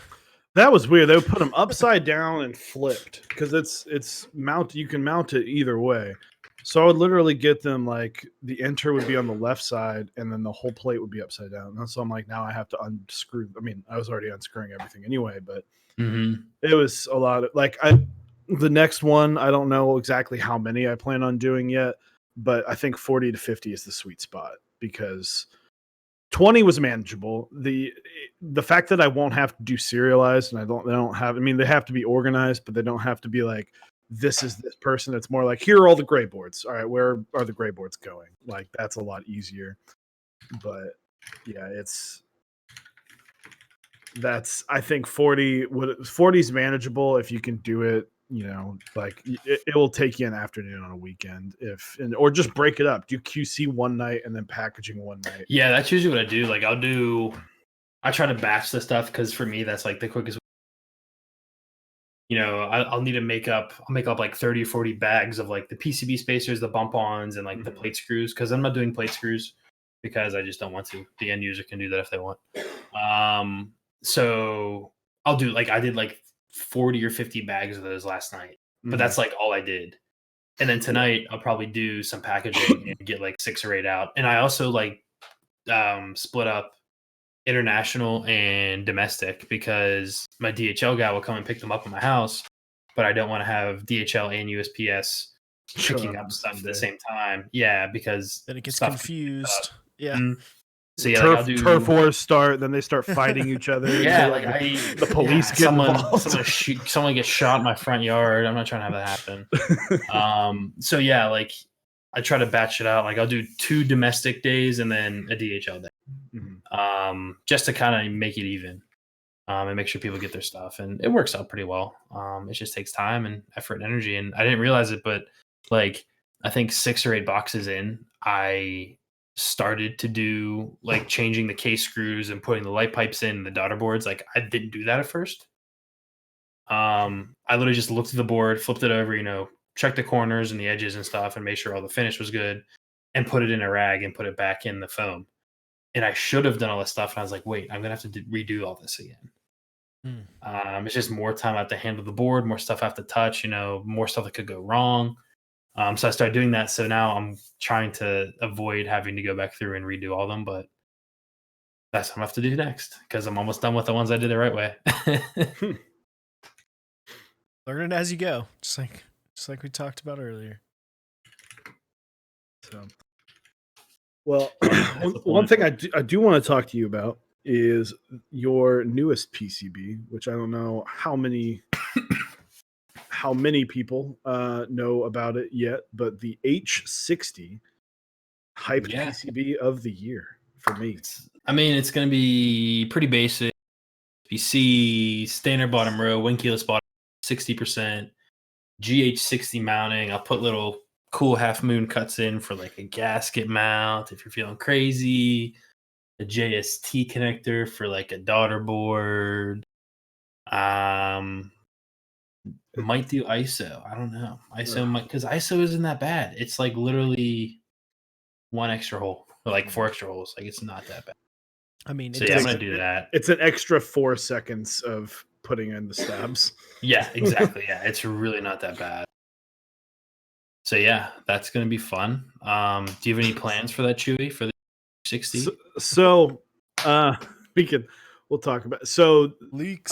For those who don't know, the Baka 60 did not go. I did not play on the PCB because I was like, I'm not dealing with that. That's the last thing I need. I'm going to make this standard 60, and you can provide your own freaking PCB because then that's just one less thing that I have to worry about. Obviously, the H60 is not made for the Baka, but Heine is. He's going to send me one so I can double check it with mine to make sure it works and make sure everything fits properly. Once China opens up again. Once China hits that, they flip that closed sign to open, and we can start up. So that will be an option in the group buy for if you want to get that PCB. But once again, it'll be standard, so I'm not going to force you into buying the PCB. But I'm excited. I'm really excited to try it out. I'm excited to put creams in a Baka because I just haven't tried that yet, and so I'm like, Baka? Yeah, dude, creamy Baka. Is it going to be lubey? It's going to be extra lubey. Real gooey. I'm going to lube my creams all up in the Baka. So for those who don't know, because I feel like I have to say this a lot, or I find this every day. Baka comes from Chewbacca. I can't believe how I still get people being like, I just fucking realized. Yeah. It was chewy like Chewbacca. like that's So but yeah, I'm excited. No set in stone plans because obviously I'm waiting to get this PCB, and I have not set any tobacco. I have not set any plans because I want to make sure the PCB is good before even thinking about setting a date. And then I might ban Bantership right now for that one. Skull. Yeah, that's a Minnesota Vikings thing. No, it's like Skull, like the chewing tobacco. I think he's talking about the chewing tobacco. I'm thinking like Vikings. Sorry, Bantership. I thought you were a Vikings fan. Now that reminds me of college. Triggered. Yeah, I was like, I know Skull. Skull, dude. Yeah, dude. I just do it. I just did this. I'll just pack it up. I was never. It was like a drunk. It was like a vice, like a drunk vice. Yeah, dude. Like it's like 12:30 you're at the bar. You're like, damn it, I'm gonna fall asleep here. And then you're like, never mind, good to go. Every time I've dipped like 3 times in my life, I'm pretty sure I'm 3 for 3 on throwing up violently. Yeah, first time I did it, it was pretty bad. I've only ever done like the snus, never Snooze. actual. You gotta do straight up. Dude, no. chewing Get tobacco. a big old chewer. I had a roommate in college that dipped, and he would spit into water bottles and then just like throw them around the room. Just like leave them. It's like Mountain Dew. You're like, what is it? Like, dude, like I'd rather you piss in bottles than dip spit. But no, so yeah, the Baka 60, it's coming again. They will not be serialized. I haven't even thought, other than gray, I haven't even thought of potential color options. I'm just don't touch that can. Yeah. Number one, I've getting heard into that. bottles. Don't do Pepsi, Coca-Cola, or Dr. Pepper. Yeah. Because you're bound to mess that up one day. day. He I guess he did do water bottles, so maybe he learned. You gotta do like the Mountain Dew where he's like, yeah, that's definitely not Mountain Dew. He was a weird guy. He like I got a text one night and he's like, yo, dude, went to a party, shit went down, got stabbed. I'll be home late. I was like, well, this is like a Tuesday night, like on a school night, and I come back home and his like stab wound shirt is just laying over this chair, and I was like, I'm getting out of here because this is basically still a crime scene. So, dude, random college roommates. Hey, if Stash, are you in the chat? Let me know. Because this happened where Stash lives. I'm not going to tell you where Stash lives. He knows. He gets it. Yep. So I'm excited. I'm excited for that H60. And I'm just, like I said earlier about PCBs, I'm curious to find, like, it's hard to find a great one. So I am curious to see how this stacks up to the WT60 by Wilba. I really do like the ANSI. The Zeal 60 was great. I did enjoy doing that. I don't really care about the RGB. Like, it's fun to look at, and it's kind of fun. Yeah, I never do RGB myself, so I don't care for it. The only reason I added it because other people wanted it. But like, I've got, honestly, this is the only one I have it. Just because it's like, I mean, it's there. It's the PCB's there. Might as well, like, it adds an extra little layer. But for that, other than that, I just don't care about it. And if it's like a solid aluminum bottom, you don't even see it. Yeah. Well, I guess the in switch you could see, but that's it. So that's what I don't have I just unplugged it because I'm fucking smart. But like it's nice and rainbowy and it's fun, and I'm just like, all right, whatever. Who cares? Like, it looks cool when I turn all the lights in here. But it's not something I would never go actively try and find an RGB in switch LED. Yeah, and I understand why people want that, but I just don't. It's just not worth the expense, though. Like, yeah, because it is more expensive. It adds like literally $10 per PC for all the LEDs. And there's a market for that too, because it's like, well, where do you come from? Most people come from box keyboard brands, so it's like, oh, well, Razer and Logitech and all the popular like CS:GO pros and they Legend pros, they all have the crazy rainbows up to their like fucking CPU cooler. Yeah. like, dude, I hate that. Like, I built a brand new computer a couple months ago, and it's literally all black with Noctua fans and like a white LED, barely. That's it. I mean, I've got mine on rainbow poop right now. I mean, I get it. I just think it's funny. Like, I don't think I've ever changed it off of rainbow poop. I like the case, because this is kind of like, it looks very nice. So it's kind of like an art piece almost, and it kind of goes with the theme of this room. This is my wife's computer. Like, mine's on the ground. It kind of is just off to the side. So it's fun to look at, but like with a keyboard, I'm just like, I don't care. I don't need lights blinding me in the face. The only LED stuff I've liked that I've seen is like the picks. Like, I honestly think it was like a duck, one of the duck boards, and it was just warm white LEDs with like GMK white on black. So sick. That's like, I like warm white LEDs. That's it. But even then, I never use them. Yeah. I miss the rate. I had a rate many years ago, and like it was synced up with Overwatch. Yeah. So it's like Yeah, ult, I've done and then when like, you hit it would go like. And I'm like, thinking back now, I'm like, man, I didn't appreciate that enough. That's just cool that I'm like, look where technology brought us. my one SteelSeries mouse had like tied to like your CS:GO health, Mm-hmm. and it's like, why am I looking at my mouse if I have 6 HP? Like, okay, this is like straight up cheating, but the NZXT Hue, which is the LEDs I have on the inside, yeah, they have a bomb timer. yeah. So you can sit there and watch, and it will change colors and speed based on how far you are. So I remember sitting there watching. I'm like, oh, okay. When it hits that color and that speed, I have about 12 seconds, and I'm like, that's like straight up cheating. Yeah, it literally tells you. You can literally figure out how much time, if you have enough time to defuse the bomb, based on the lights flashing. It's flashing in your face. I was just like, I don't understand. I can't wait for somebody to use that in like a major or something, like a tournament, and they get like disqualified. What happened? I was just that's when RGB dies. Yeah. When like whoever, I don't even follow CS:GO. Whoever's a big CS sponsored by like NZXT or something, as soon as they get like disqualified for using RGB, it's dead. And I can't wait for that day. I'm really excited. Dude, the RGB, man, though, it's just nuts. It's crazy.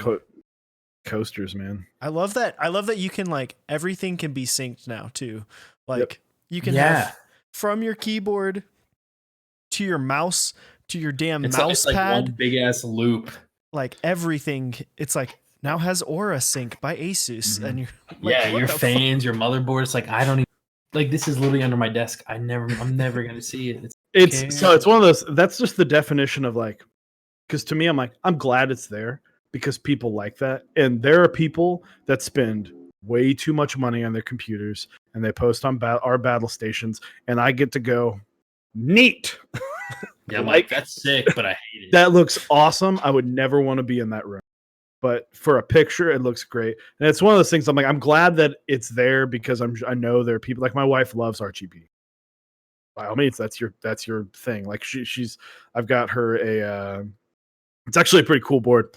It's just a 5-degree acrylic case, and it's got those mass drop like rainbow fade keycaps on it. And and then like KBD fans sold these like weird printed space bars, and there's one that had a unicorn on it.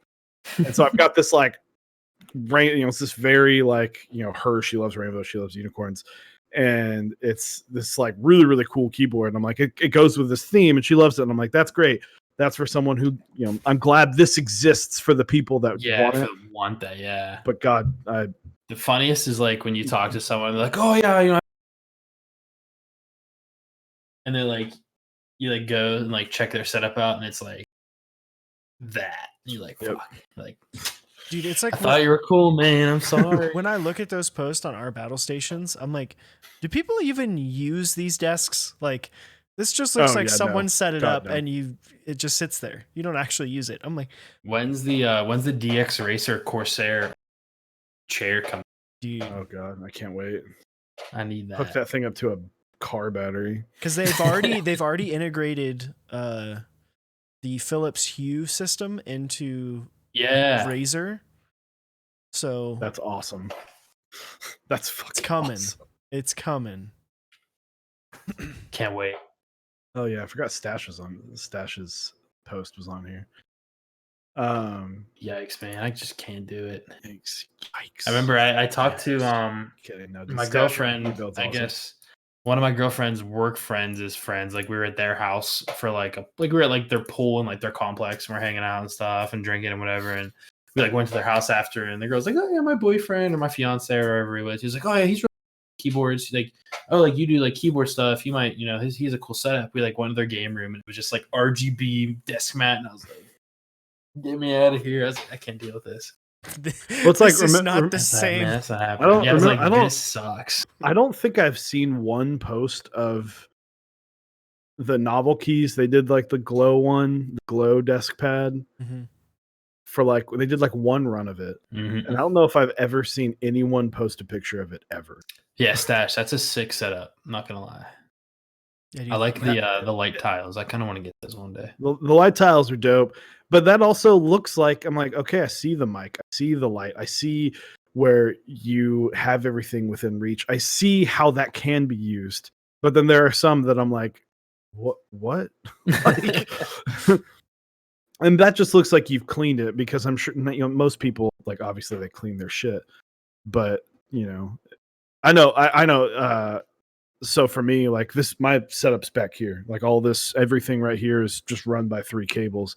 And Eric and I talked about this a lot, because when I was changing everything over, I was like, I just hate doing all the Mechs on Deck stuff at my desk. And he's like, dude, fuck it. He's like, I've got a pole literally sitting right in front of me, like at all times.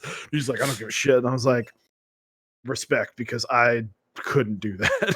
Yeah, like my stuff's like really kind of like my mic's like, my camera's like way back behind my monitor, which is really nice, but I built that myself. It's like, you can get some sick, rigs that you make you can make your own stuff, but like you can buy some stuff, but it's not the same. I don't know. Tinker. I like making it so I can make them. Yeah, make your own shit. I mean, make it better. Yeah, I don't know if I ever move. I don't know how I'm gonna have this set up. It's gonna look so awkward because the light. You're just gonna have to get a second room. The light that I use is like, it's giant. It's massive. I have a bunch of like IKEA lamps. I literally have 3 right here, and like LED strips, and like this awful built-in can lights that just suck. Like, I can't wait to get out of this place. Which luckily I am soon. So I get to redo my whole setup, and I can't wait. One day I'll buy a house, and I can actually make it my own. Right. Then you can do what do what I am or you. God, yes. With the rails on the ceiling. That's nuts. That's amazing. I'm so jealous of that. So, Hani, I do have to ask, what are you excited for? So you are a particular man with very particular likes and dislikes. Emphasis on the dislikes. Emphasis on the dislikes. I guess so. Yeah. You're a picky man. So what are you excited for keyboard wise? What are you excited for keycap wise? Keyboard wise, I'm excited for my own TKO, which which will be soonish. Whenever trying to open, so that I can get one ordered. I like GMK Nord. I hope that happens. And I heard MK Ultra might be the vendor for that, which is kind of sad and weird. It is weird. But I like the set. I'm excited for Dracula because I also got. What was the other one we were just talking about? Nightshade. Nightshade would be cool. Yeah. I like Simp, but I feel like I'm gonna have like 5 sets that all look almost the same.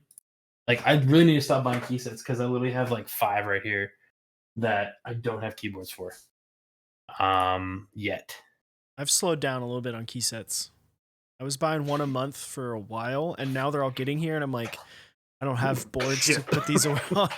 I'm like, yeah, I have like Oblivion with set. I have Handerbites. There it is. Well, actually, I'm using this right now. It's the Originative Cyrillic. Mm-hmm. Okay. It has the red Sub-Legends, which is on my new. But since I have that, like, I have white on black that I'm not using. I have like 3 Dolch sets I'm not using.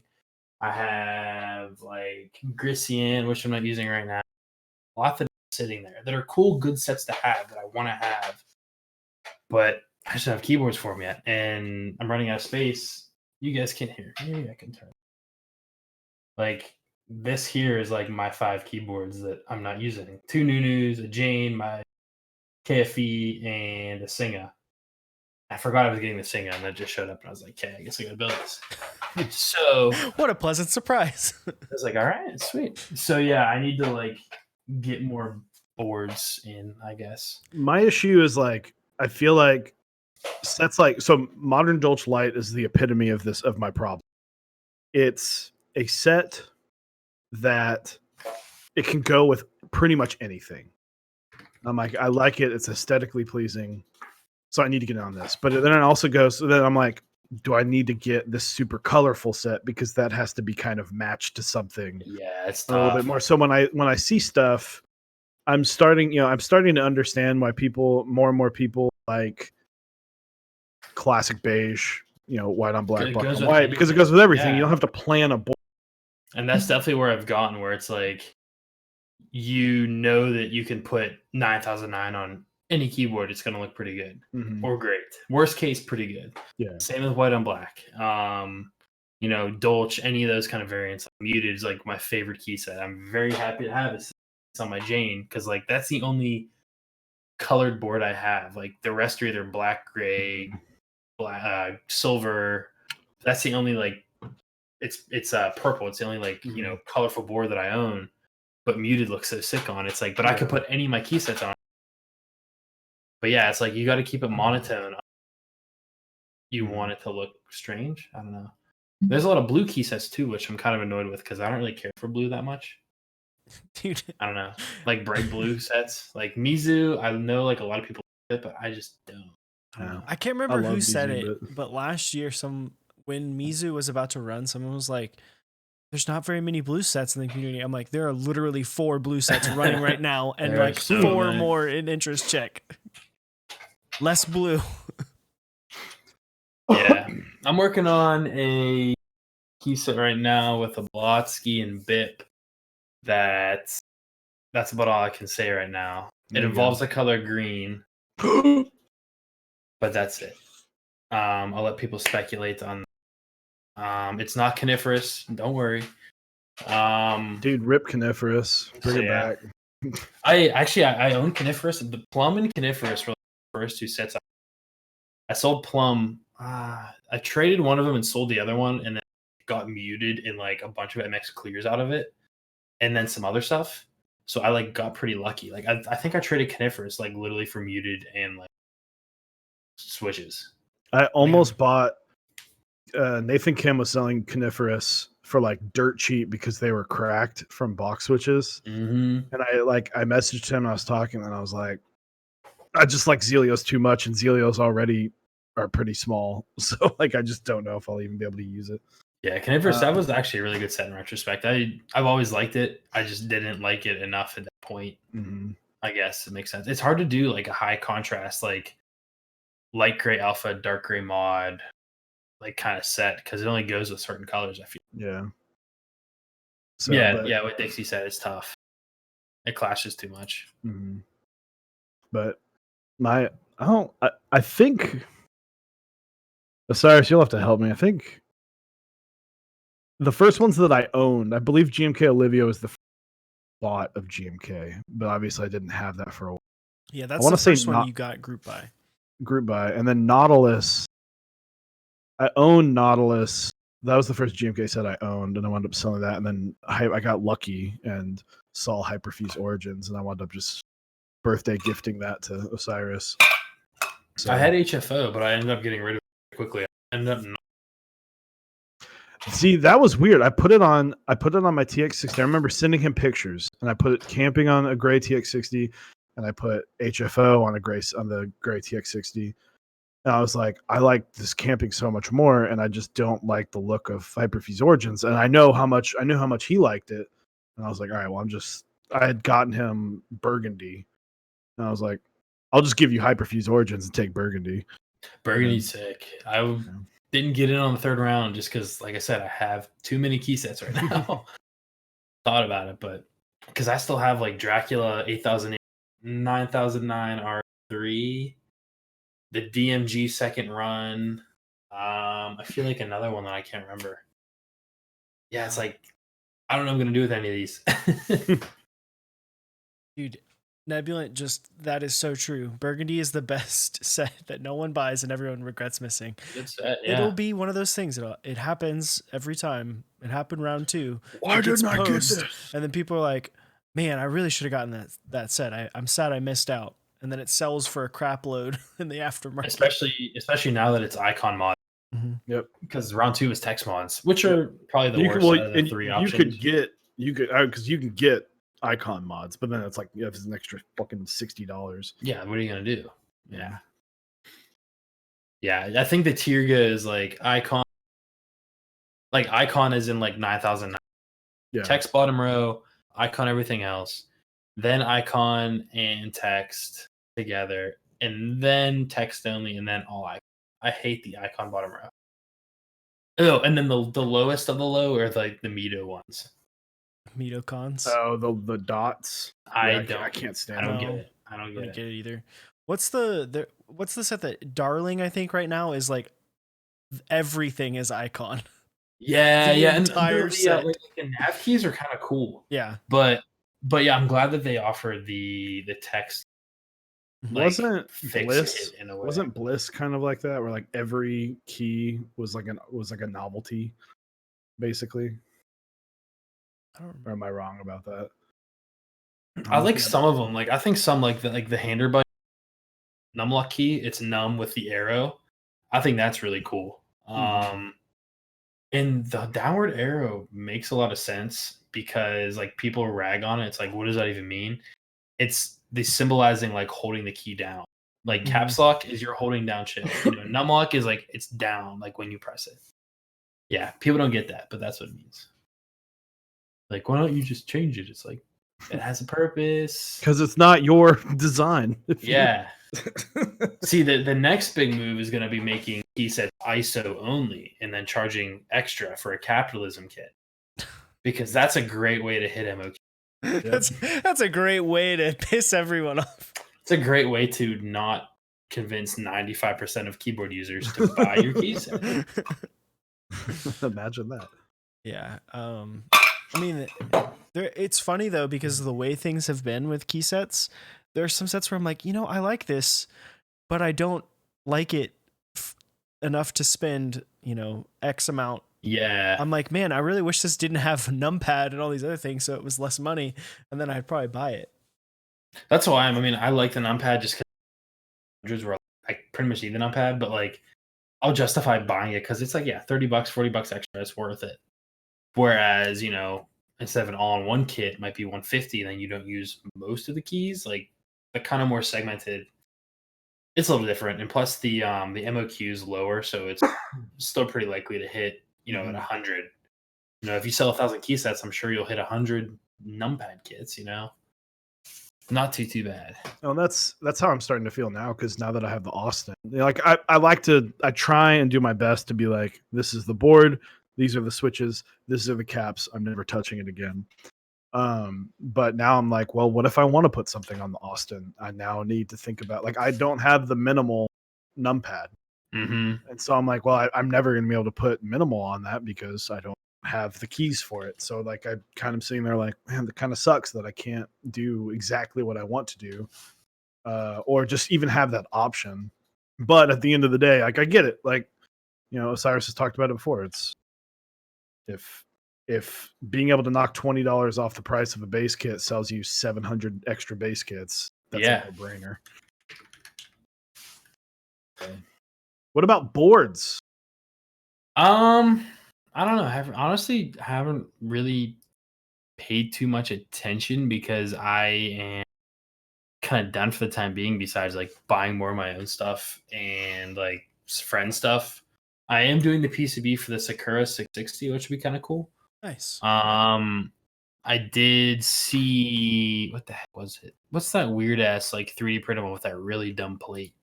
The Evolve. With the like the neural net bottom.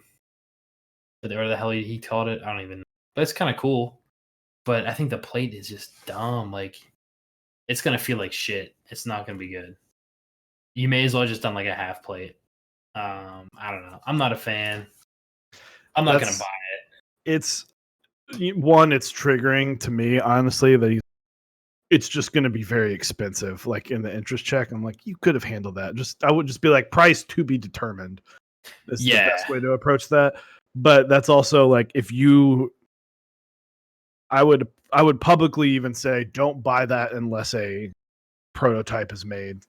Like you need proof of life. That guy's gonna need a prototype. Like it's been getting a lot of traction just because people have been talking about it.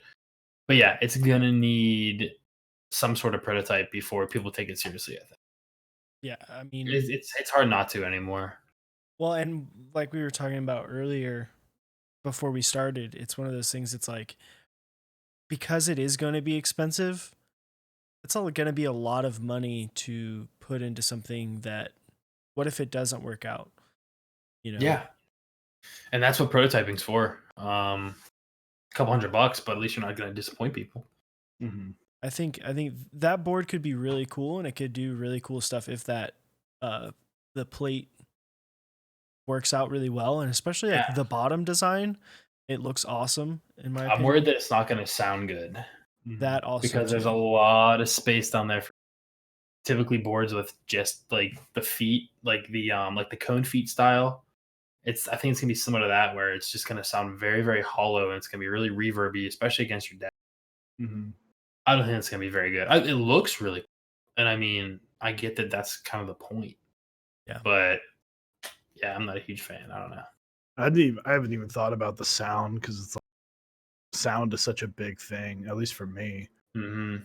Like it needs to sound good, and you're potentially running into the issue of it literally like I guess if you are like, oh, it's a great silent board, but I'm like, I hate silent switches. Like to me, switches are terrible. So I need to hear a sound test of every board now. Oh no, who just did that? Cygnus. They did like a sound test with like box navies or box jades or something. It's like, why would you do that? It's like, why don't you use like a switch that people actually will build with, like a linear or a tactile? Yeah, it's like, let's just go to the worst, and then because it can only get better from here. Yeah, there's been a couple. There was the one that was for it was Phoenix's board, the one that isn't happening anymore. Which one? The Cygnus.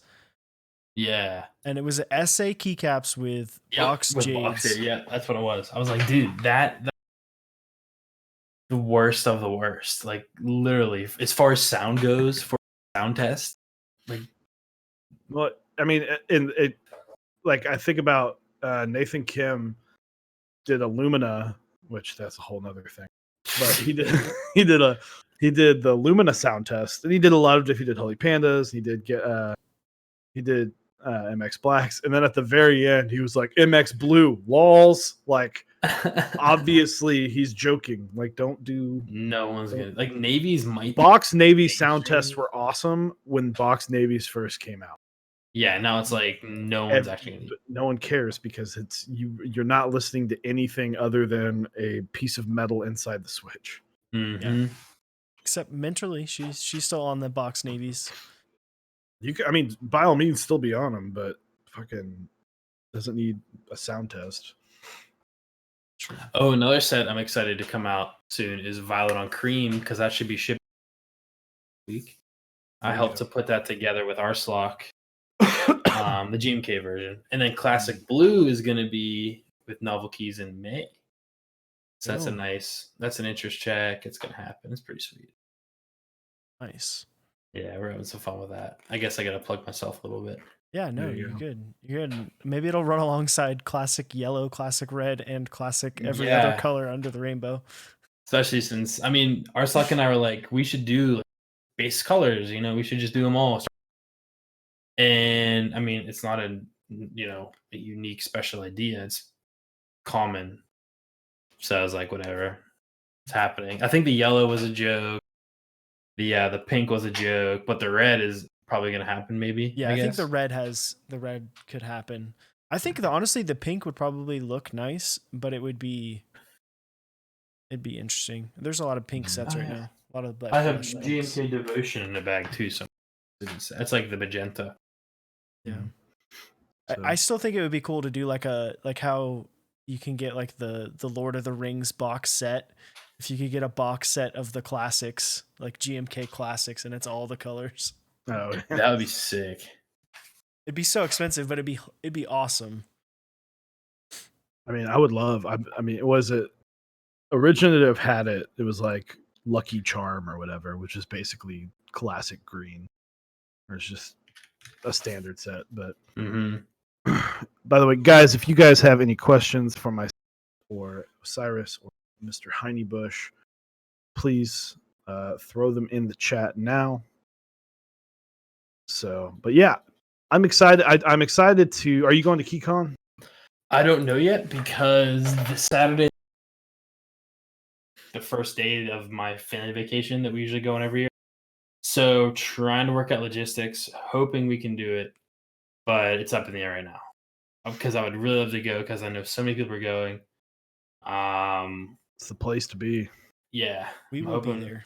We will be I there. want to go. SoCal was a blast. Like it goes by. It's like a because like you meet so many people and talk to so many people and just hang out.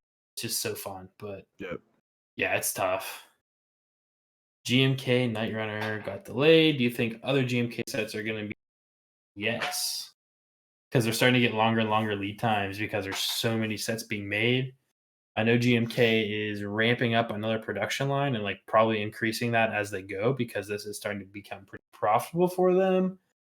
But yeah, I think things are going to be delayed for a bit until that all picks up. Yeah, I mean, realistically, I don't think that GMK ever planned for sets to be selling this many kits. Like, oh yeah, especially regularly. Yeah. Yeah, it used to be. I mean, 2 years ago, you would see one GMK set run a month because if there were two, neither of them hit MOQ. And now you have, I mean, you know, Dixie, Novel Keys, Canon Keys, Switch Mod, they'll all run a set, and every single set will hit 250 MOQ. And then you have Kono Store that runs 5 sets, and none of them hit MOQ. I mean, why are you competing against yourself at that point?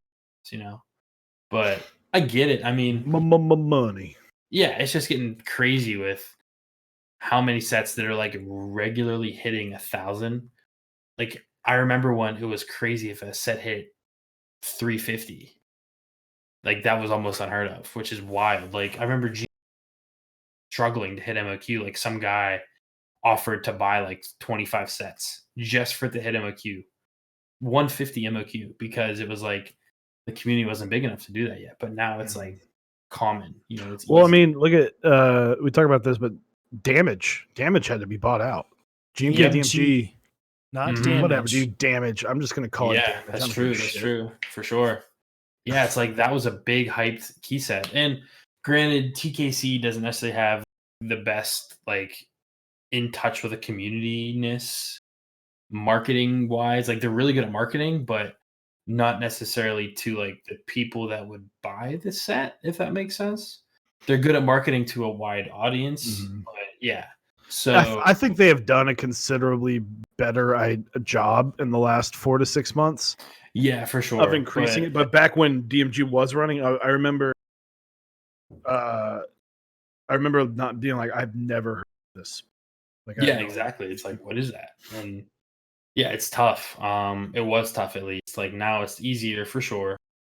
But yeah, it was Modern Dolch hitting 500 was like a huge landmark.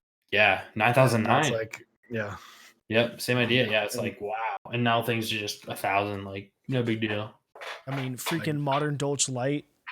What was it? Almost 1,000 in one day. It doubled Modern Dolch like within probably 48 hours, which is hilarious to me. And I think that's a big testament to how the community has grown and how much like it used to be. Like if you had a GMK set, you like if you like a lot of people would do like the DSA stuff, you know, the cheaper EPBT, you know, blanks. But that's like everyone has GMK. Like now it's just commonplace, which is pretty crazy. Yeah, it's definitely different now like than it was. Someone had 3 GMK sets. Oh, big spin. Yeah, it's like, dude, they're sick. Yeah, it's like, like you see like 2 or 3 duck boards. Like, dude, that guy's so like I want to be like that. But now you roll up and like you don't have GMK or like you have one of the sets that's like not like a quote unquote mainstream set, and you're like, okay, that guy's respectable. So man. But real quick, we'll go through our sponsors really quick. So Dixie Mech, you can go to mechsondeck.dixiemech.com to check out GMK Modern Dolch Light. We just talked. It is confirmed going to be made. So in case you were worried about that, it's going to be made. So be sure to check that out, as well as look into if you do get a base kit, you can potentially get in on the Dixie Dozen, where you get 12 months of 20% off of GMK sets. So that's pretty awesome, as well as Mech Madness 2020. Go fill out your brackets. Be sure to get those votes in. You have a little over 2 weeks, about 2.5 weeks left. So be sure to take some time and get your brackets in. Yep. Up next, we have got Project Keyboard. You can head on over to mexondeck.project.link. Pick up GMK Perestroika.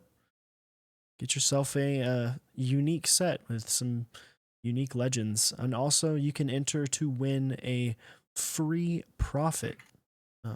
So you buy a base kit, there's a form you have to fill out, and you'd be entered to win a free profit keyboard, which is pretty sweet. Mm-hmm. Next up, Zap Cables makes some of the best, if not the best, cables in this mechanical keyboard industry. So he does DIY kits. He's got like Fruit Loop coiled cables right now. So if you're into something, if you want to get that RGB we talked about, but you don't actually want RGB, you just want something colorful, Cables how to do it. So be sure to check out Zap Cables. He's also got awesome desk mats and stickers and stuff. So be sure to check it out. Yeah. And then last but not least, we've got switchmod.net/mexondeck. Go over there, pick up some lube from our boy Krelbit. He's got 205 grade 0 and 3204 in stock. Using our code, you get 4% off that, as well as he's got some T60s over there. He's still got some of those in stock. $155 for a tray mount board, 4-post tray mount board. So check those out.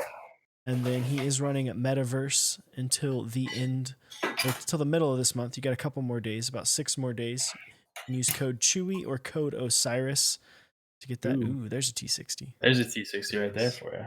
I thought you hated 60s. I do, but it was cheap. It's P stock. It's apparently bad. So that's also why I haven't built it. I've owned it for literally. And it just houses things. Okay. That's a good question. What's the most overrated key set? I know mine, hands. I replied in chat and I said Mizu just because, but I know a lot of people love it. It's right there, bud. Fighting words. Chewy's all about that Mizu. I love Mizu, man. Not a bit. Yeah, Laser too. Laser sucks. I really hate Laser in general. Chewy, I like Miami though. I gotta think about mine. Mine's easy. I hate Serica. Serica. I think Serica looks not like the yellow. I think yellow needs a different color other than white and black to make it look decent. And then I also hate Sub Legends. So, and it's just it's very busy. Like that one's just super busy. So. Yeah. Sub Legends look good on some sets. I think Bento did it right. I think Serica did it terrible. I like Serica. I think it was overhyped because of how expensive it got for a while. I think it's still pretty expensive. I'm not as well versed on my mech market prices for key sets anymore. But I definitely think Laser was way overhyped. That was a set that had no business being like $400 when it was. And that was one of the first sets that really hit those really high numbers too. Yeah. It was like crazy. Like it sold a lot of sets initially and then was selling for ridiculous prices after. And it maybe if like, Mito didn't buy Instagram, that would happen.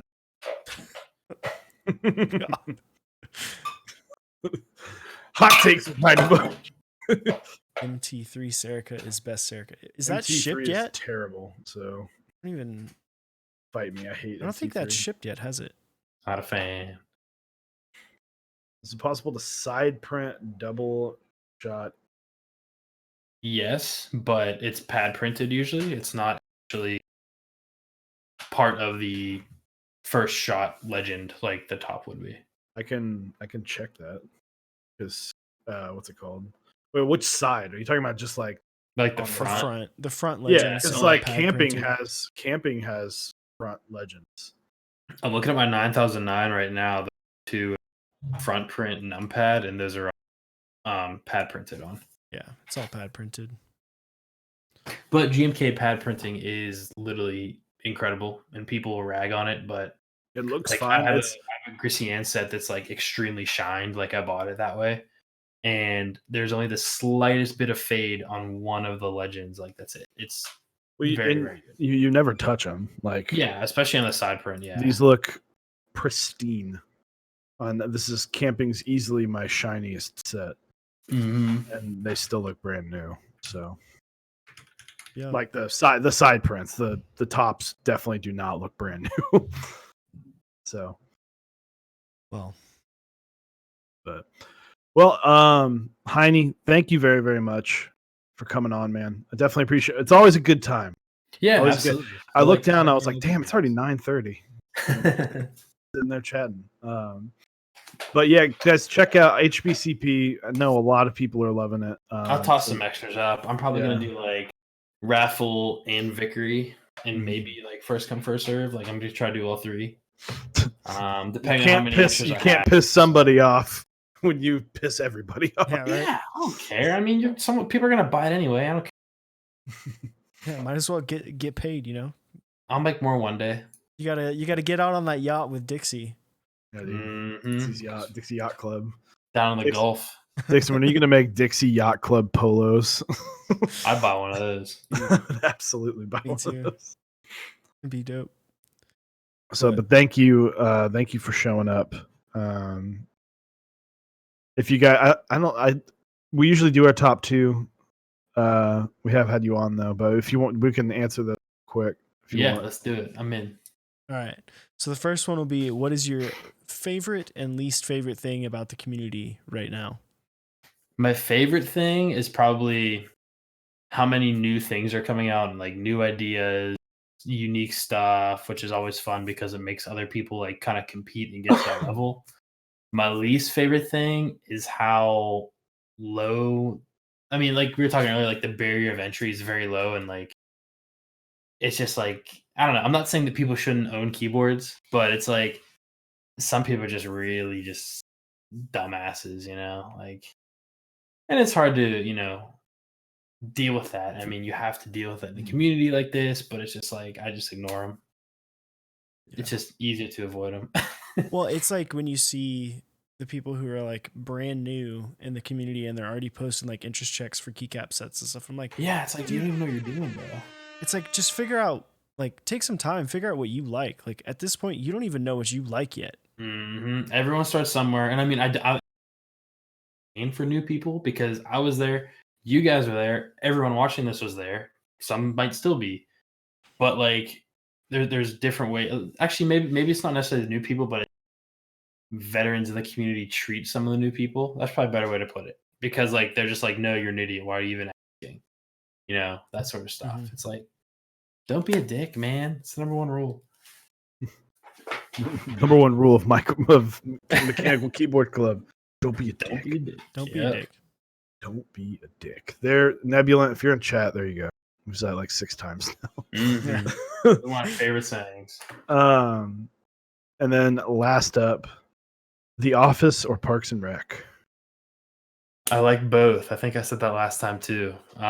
Office for like watch over and over again ability. Parks and Rec for like the actual storyline. The show I've been watching lately with my girlfriend is Dexter. We just ended the 5th season, and it's a very good show. Like, it's like one of those very few shows I'm like, no, we got to watch another one.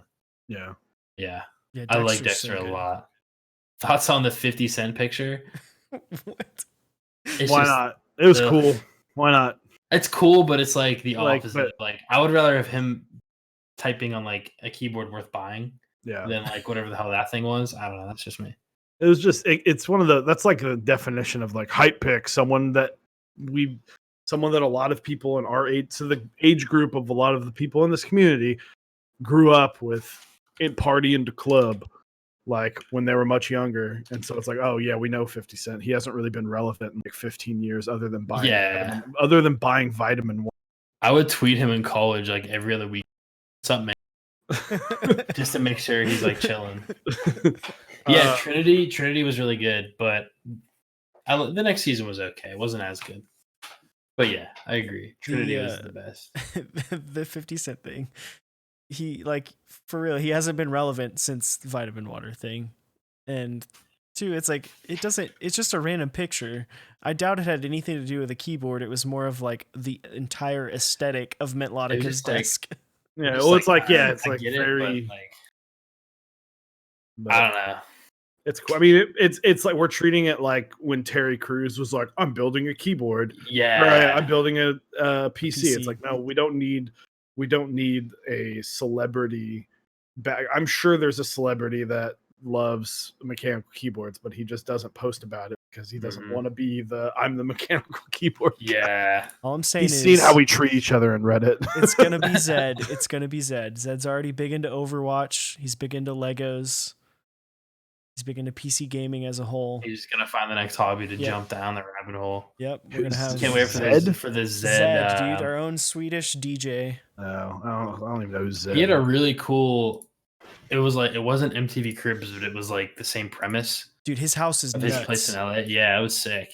That was pretty cool. His house is insane. So Chewy, you would appreciate it. He has a wall where they like cut open, like they cut out parts of it and built Legos into it, That's awesome. like into the wall in the house. Mhm.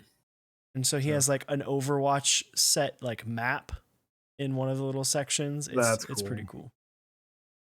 Yeah. Oh, is it in the column? Yeah, Okay, I've seen that specifically. I've that's seen his where it's like house. where you open it up and you can like Yeah. there's like inside parts. So yeah, That's in his house. He's a giant nerd. That would be my pick for who would be into mechanical keyboards. For sure. Like this random dude that you wouldn't think. It'd be him. so but yeah. Next week we'll be back with a build stream. That will be announced Sunday. Thank you guys for coming to check out the hot takes with Heine. This will be up tomorrow. So we're gonna go. It looked like I checked apiaries and it looked like she's getting close to done, and I believe Tyson just started. So we'll probably go hit up Tyson.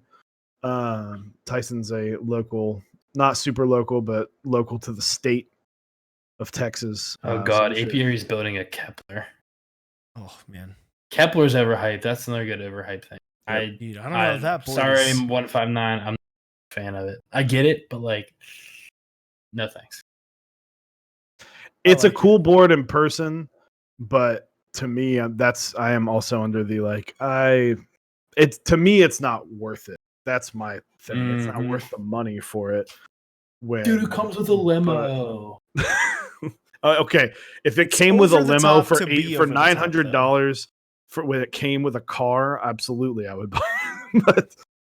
but no, I mean, to each their own, right? That's true.